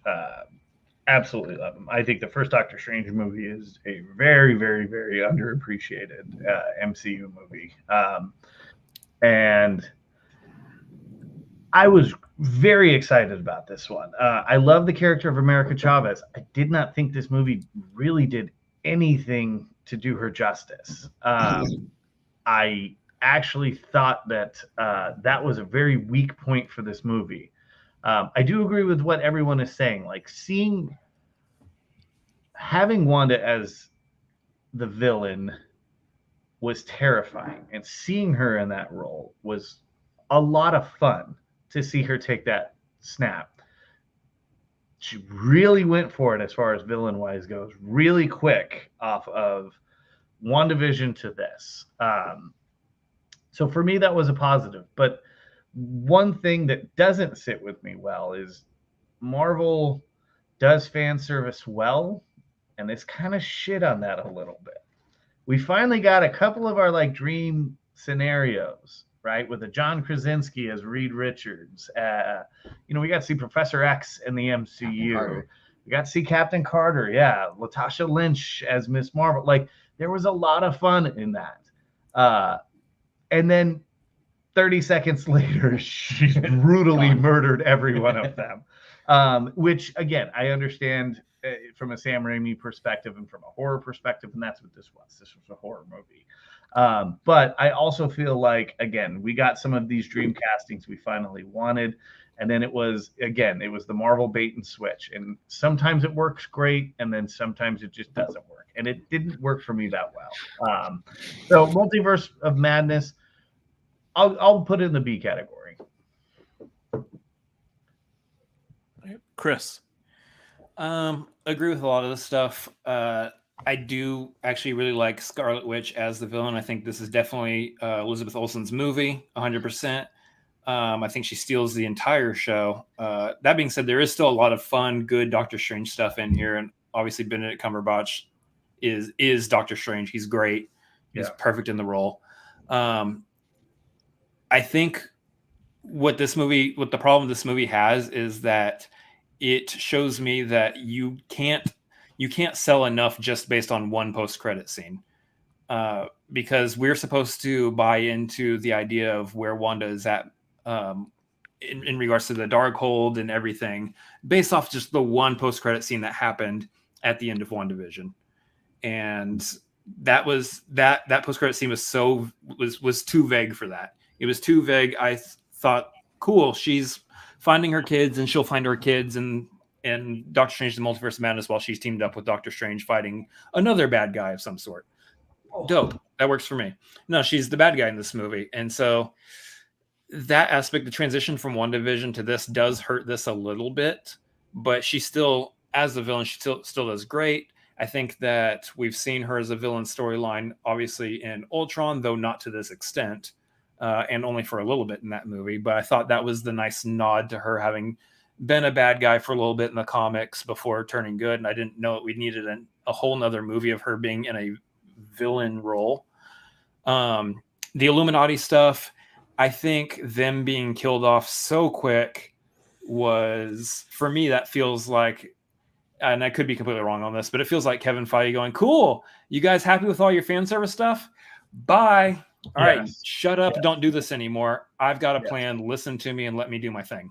And that's kind of what it feels like. But at the same time, the Illuminati is such like an interesting concept within the comic books, to see it just kind of thrown away and tossed away for just a bunch of like little cameos that kind of end up being meaningless in the long run. I don't think that they touch on the Illuminati or do anything with these cameos in the future. I don't even think John Krasinski is going to be our Reed Richards.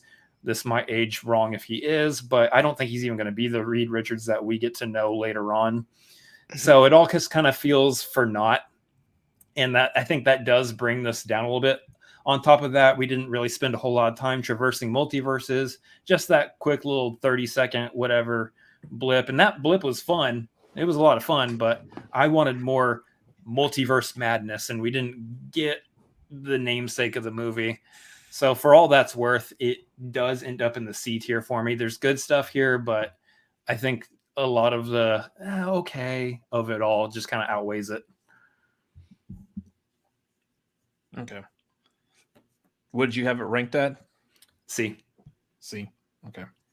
For me, kind of like everything everyone has said, it's a fun movie. I love Sam Raimi, so I love the Sam Raimi-ness of this movie. The Deadite Strange is fantastic at the end. There was a part of it like right before the final battle that I was kind of like nodding off in the theater. Like it was starting to lose me a little bit. But I have since watched this movie. This was like one of the movies that I really wanted to see on Disney Plus as quick as possible so I could rewatch it again. I enjoyed it a lot more the second go round, but yeah, a lot of the stuff, kind of like what I was saying with No Way Home, there's a lot of plot holes to this that just doesn't seem right.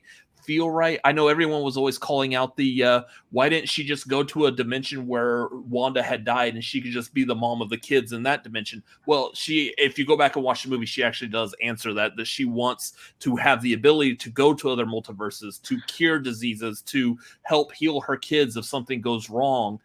Like, there's more of an explanation that it's not a quick, simple fix. But I do feel like there's other quick, simple fixes. I just can't remember off the top of my head right now. Plus, I'm wanting to wrap this up. So, yeah. It's not as strong as I thought it could be. But, yeah, it's still fun. I enjoyed it. Sam Raimi did a good job, especially with the horror elements in this. But this is a C for me as well. So, this is probably going...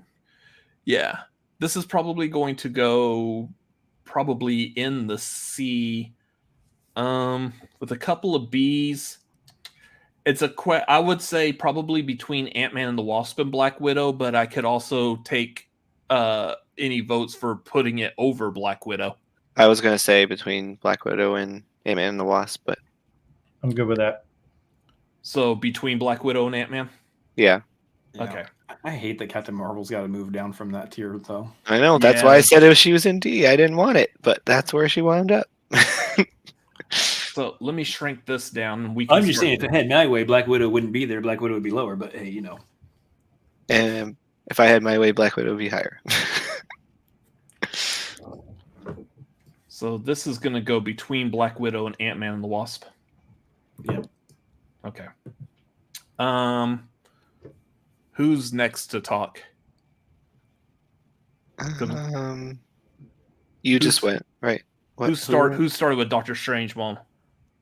Oh, I did. You did. So, yeah. So it's back to Moose and Ryan to talk about. Okay, again, we're going to move on to Miss Marvel, a show that just ended. I guess we'll try to keep some of the spoilers, but I know like some of the really good parts of this show it's going to be hard to talk about without spoilering it. So I think it's okay. I mean, at this point, I think pretty much everyone who's still sticking around has had a chance to watch Miss Marvel and Thor: Love and Thunder. So I think we're good enough here. Okay. So Moose and Ryan, what do y'all feel about Miss Marvel? We're very similar opinions on this one, very much so. Absolutely adore Miss Marvel. We love the character of Kamala Khan as it is, but then this show was so freaking charming. The family dynamic. I don't even care that her powers don't necessarily resemble the powers that she has in the comics. I don't. That's how good this show was. It was culturally, it was a phenomenal success. Like, it was just so good. Iman Vellani is she's a star. When she puts on that uniform for the first time that her mother gives her, outstanding. Just the family dynamic in this hits, the beats hits.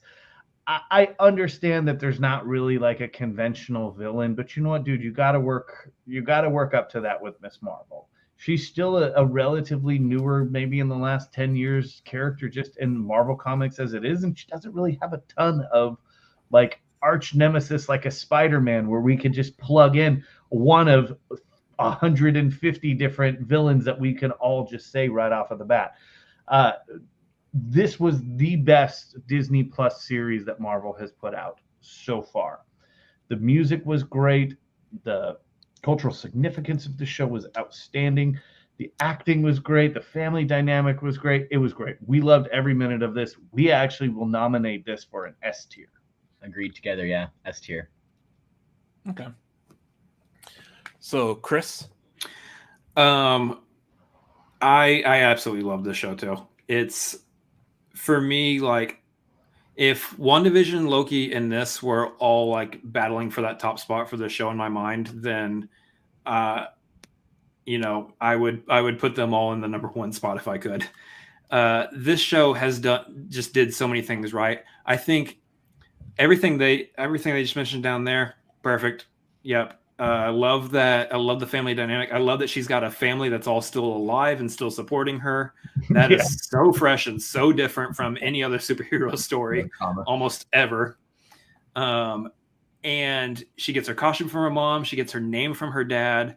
The mask comes from her friend. Her grandmother helped stitched it together, the costume together. So like, there's so much there that just feeds into it.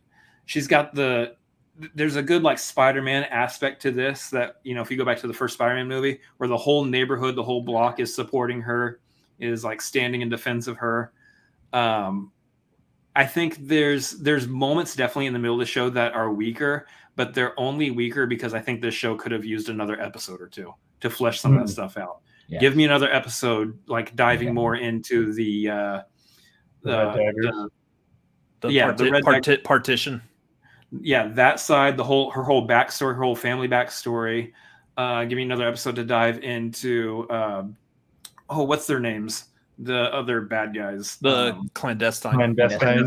Yeah, I was like, it's the C word. Not that C word. This isn't the boys. Stop it.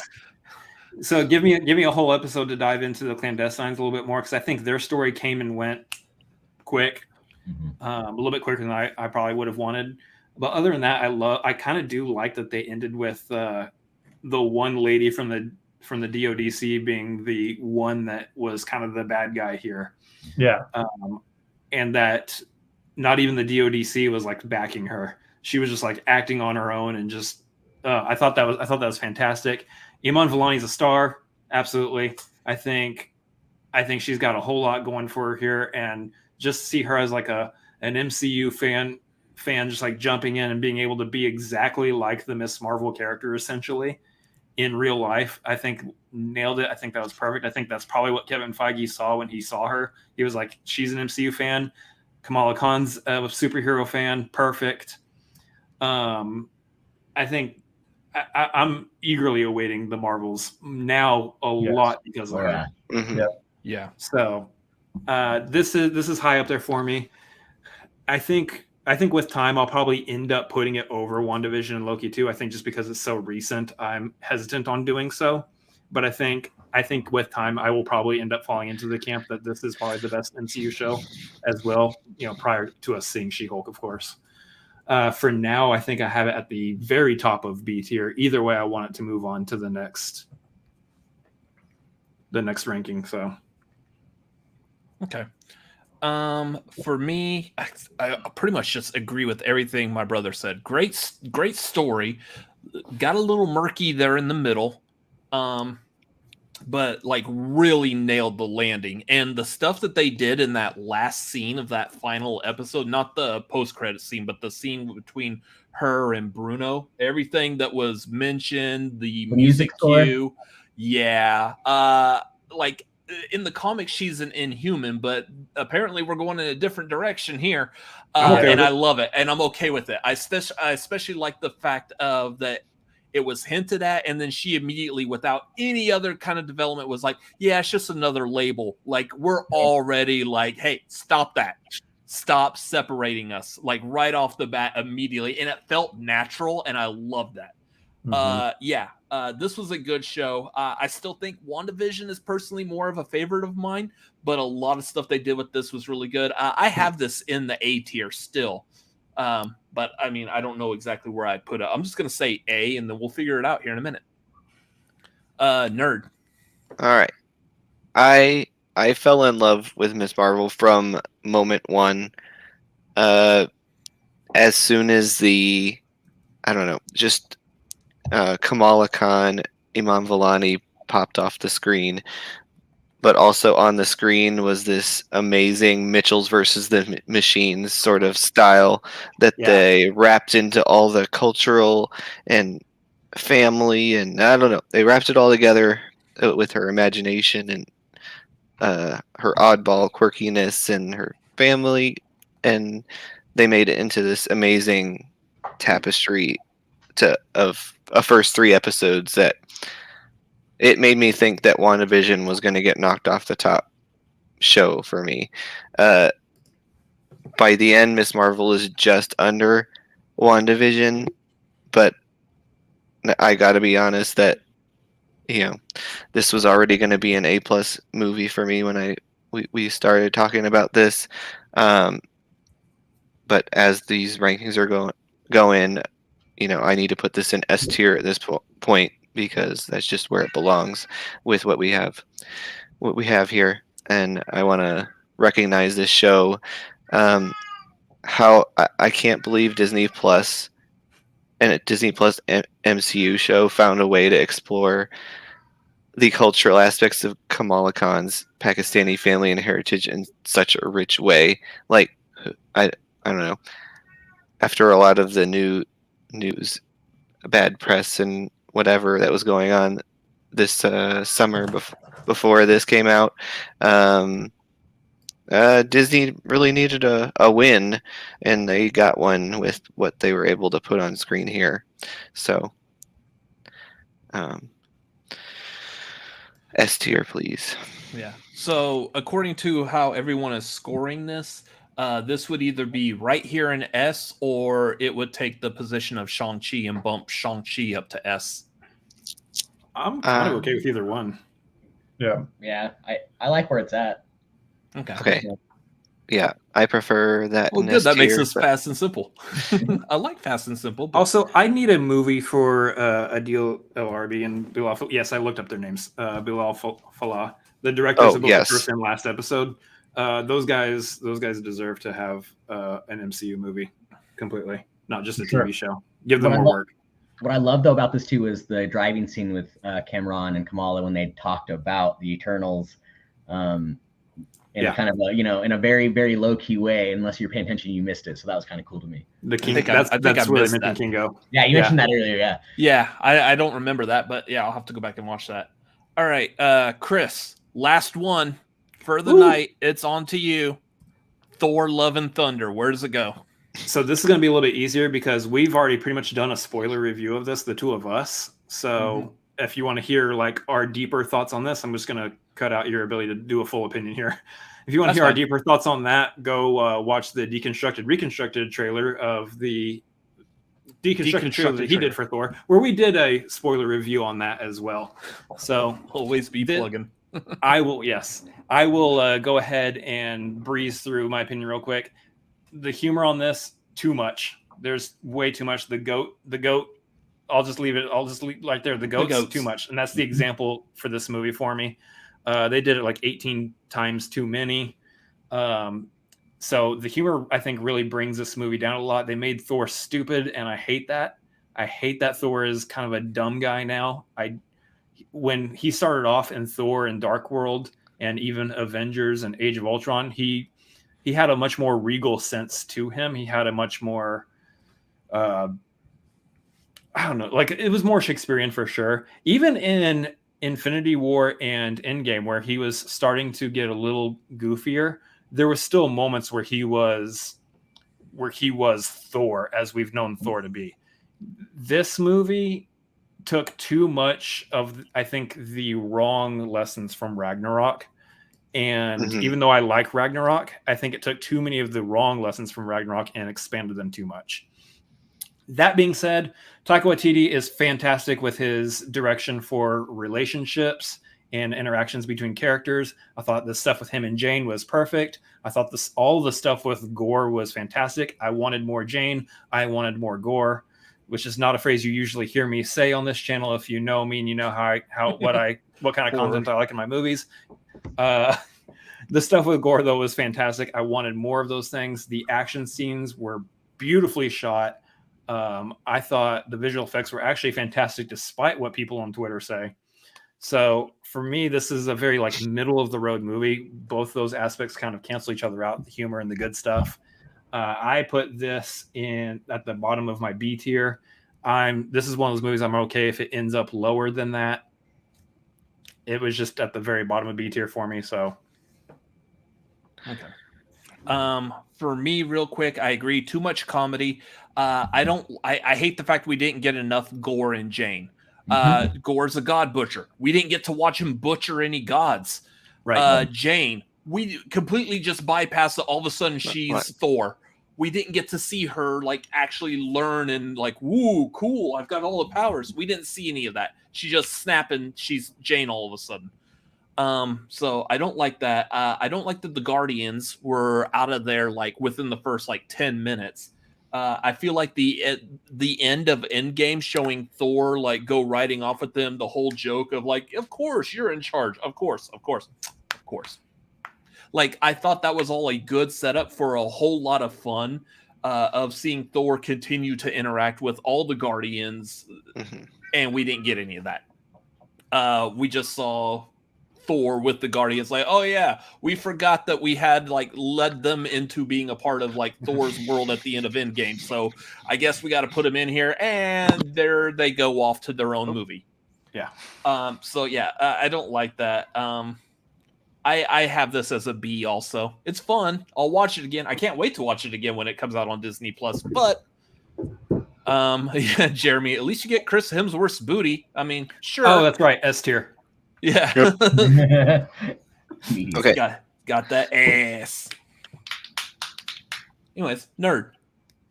So this is mostly a fun popcorn movie for the MCU. It's pretty harmless. But yeah, and I don't even mind that most of it is comedic. However, it is too much comedy, especially through the middle, and Thor being more oafish than anything else, being the joke, didn't work. Definitely didn't work in the middle, especially in scenes where I feel like any character, even a really goofy comedic character, would have the sense of being more composed in a scene, like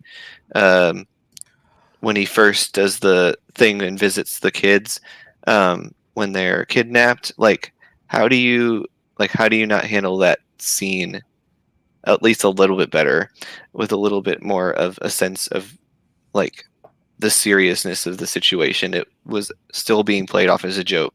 He doesn't have a serious moment until the last third, when he finally learns about Natalie Portman, about Jane's the thing that she's hiding, and I don't know. I really like Jane as Mighty Thor. Natalie Portman in this movie is my favorite part, and it followed closely by Christian Bale's gore. The opening 30 to 40 minutes I had a blast with. The last third I really enjoyed. The middle was a little bit of a problem. So it's a mixed bag for me. It's a C tier movie. Yep, C tier. All right. Ryan and Moose. I'm gonna let cousin Ryan take the lead on this one, because we were supposed to see Love and Thunder today. We didn't get a chance to, so I still have not seen it. I have. So I'm gonna let him. I will say this: Ragnarok is one of my favorite MCU movies. Yes, it's solid. But that being said, I am gonna completely defer to your guys' opinions on this one. So I agree with everybody else. Thor Ragnarok is his favorite. It is not mine. I agree that Thor kind of got dumbed down and became more goofy, became more of a comedy. Give me Mighty Thor. Give me more King Valkyrie. Give me all of that. Thor was just mishandled. I mean, in the grand scheme of things, it could have been so much better. He could have been so much better. Certain characters could have been a lot better, weren't as great and grand as everyone thought they were going to be, at least in my opinion. And Gore the God Butcher, incredible. But like you said, we only saw him do what, once or twice. Give me more. Give us that story. Give us that scene of what Gore is, truly. But the ending, yeah, right. I mean, give us to what he's supposed to be. And I wanted to like it more. I really did. It was just too fun. It was just too much comedy, too much stupidity to it. The ending, although I will say the ending of it and who they showed at the end of that movie was incredible. Not the extra credit scene, but the end of that movie, and was amazing. And I want to see more of that. I want to see more of those type of characters. And they did it visually well, exactly like the comics. So, but with that all said and done, it was a C movie for me. No more than that. I will see it tomorrow. We will see it tomorrow. Okay, so it actually looks like probably right in there. Mm-hmm. Oh, come on, shrink. Ah, damn it. Close enough. All right.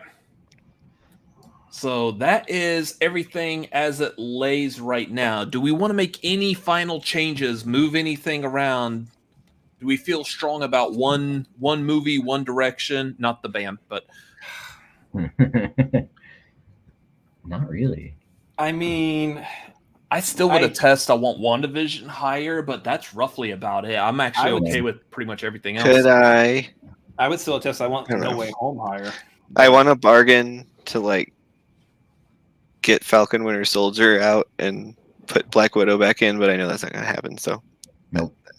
Mm. No, I think it's solid. I like where it's at. My favorites are right up there. So I mean, the only reason I would want No Way Home higher still is because of the culmination aspect to that movie, the same as like Endgame, where they paid off a whole lot of things with like multiple Spider-Man movies, but did it in a fun way and an interesting way with the whole multiverse aspect. But I think that does actually add some credence to it.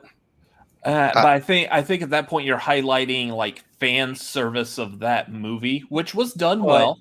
Yes, over fan like service the is plot. storytelling of everything above it. The I fan don't- service actually was plot. I don't agree. I think the story was strengthened by all that stuff. So I think it's, that's I think just you can call it fan how we service, look but I think honestly another way to call it is the plot of the movie. Yeah. no, I agree, but I don't think it's going to be any better than what Shang-Chi brought to the table. I mean, I thought it was great, but it's going to be hard to pass that. I could see potentially swapping No Way Home with Shang-Chi, but I don't know if like No Way Home would go up to S. No.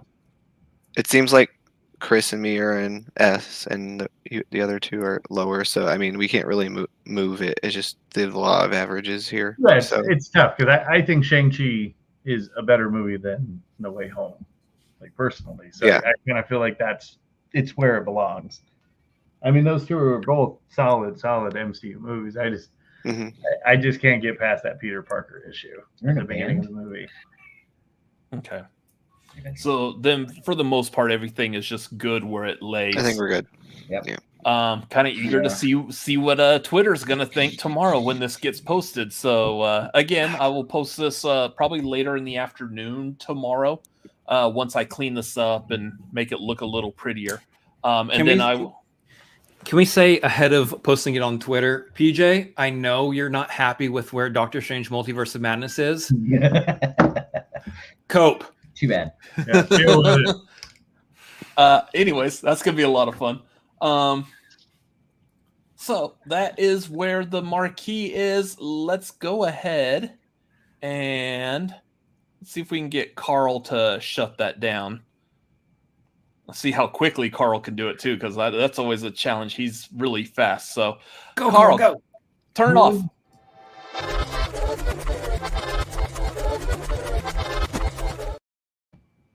Dang, he's quick. Well Carl's done, pretty Carl. quick at that. That's why we pay him the big bucks of 5 cents. Yeah. Anyways, that's going to be the marquee for tonight. Let's go around real quick. Everyone plug yourself. Phrasing, I guess. Nerd, where can we find you? You can find me at Commentatoring N at Twitter and Letterbox. Keep an eye out. Fans View channel. You might be seeing a little bit more of me in the future, but we'll make more announcements about that next week probably during our Gremlins watch along Wednesday night, hopefully. That'll be fun. Ryan Moose, where can we find you? You can find me at Big Moose Haas on Twitter. You can find him at Cousin Ryan. 2021. And then you'll find us tomorrow trying to find a great Bloody Mary in the morning for breakfast. Very much so. Fantastic. Thank you guys so much Yeah, for thanks having us for on. having us, guys. This was great. Yeah, it was good. We love him. Chris, do you want to plug your stuff and I'll just do all the Cinefanatic stuff? Yep, we'll wrap it up real quick. At Chris Adams MLP, Twitter, Instagram, and Letterboxd, as well as twitch.tv/Chris Adams MLP, where I'm having lots of fun playing a bunch of games. Come join us tomorrow night. We're doing Jackbox games with the community. Everyone's welcome. Come hang out. It's going to be a riot. It always is. Always laughing, crying, all that stuff. So come join us tomorrow night on Twitch. And then you can follow us, me and my brother, at Cinefanatics MLP. We are right here on this channel. So make sure, again, you like and hit subscribe on that button. Follow us on Twitter and Instagram at Cinefanatics MLP. You can follow me personally at Robert Adams MLP on Twitter, Instagram, and Letterboxd. Hit up our Patreon, patreon.com/Cinefanatics, if you have the means and you are able to support us and you would like to support us, because why wouldn't you? We're fantastic people. So make sure you follow us there. We are doing a movie trivia hangout on Patreon on Monday night, and I don't know what else we're doing anytime soon, but yeah. Oh yeah, I need to bring out the Nicolas Cage Mona Lisa pillow back there. Anyways, that is gonna do it for tonight. Everyone in the chat, thank y'all for being here. Thank y'all for watching. We very much appreciate you sticking out with us for 3 hours and 45 fucking minutes long. Thank you for being here, y'all. It's been quite a long time. We're going to probably fix some things with the marquee in the future, but we'll talk about that later. Anyways, thank y'all for watching. Thank you for being here. We will see y'all hopefully, let's say Wednesday night for Tagline at 6 Pacific, 9 Central or 9 Eastern. Anyways, that's that time. Yeah. Good night, everybody. Good night, y'all. Bye, everybody.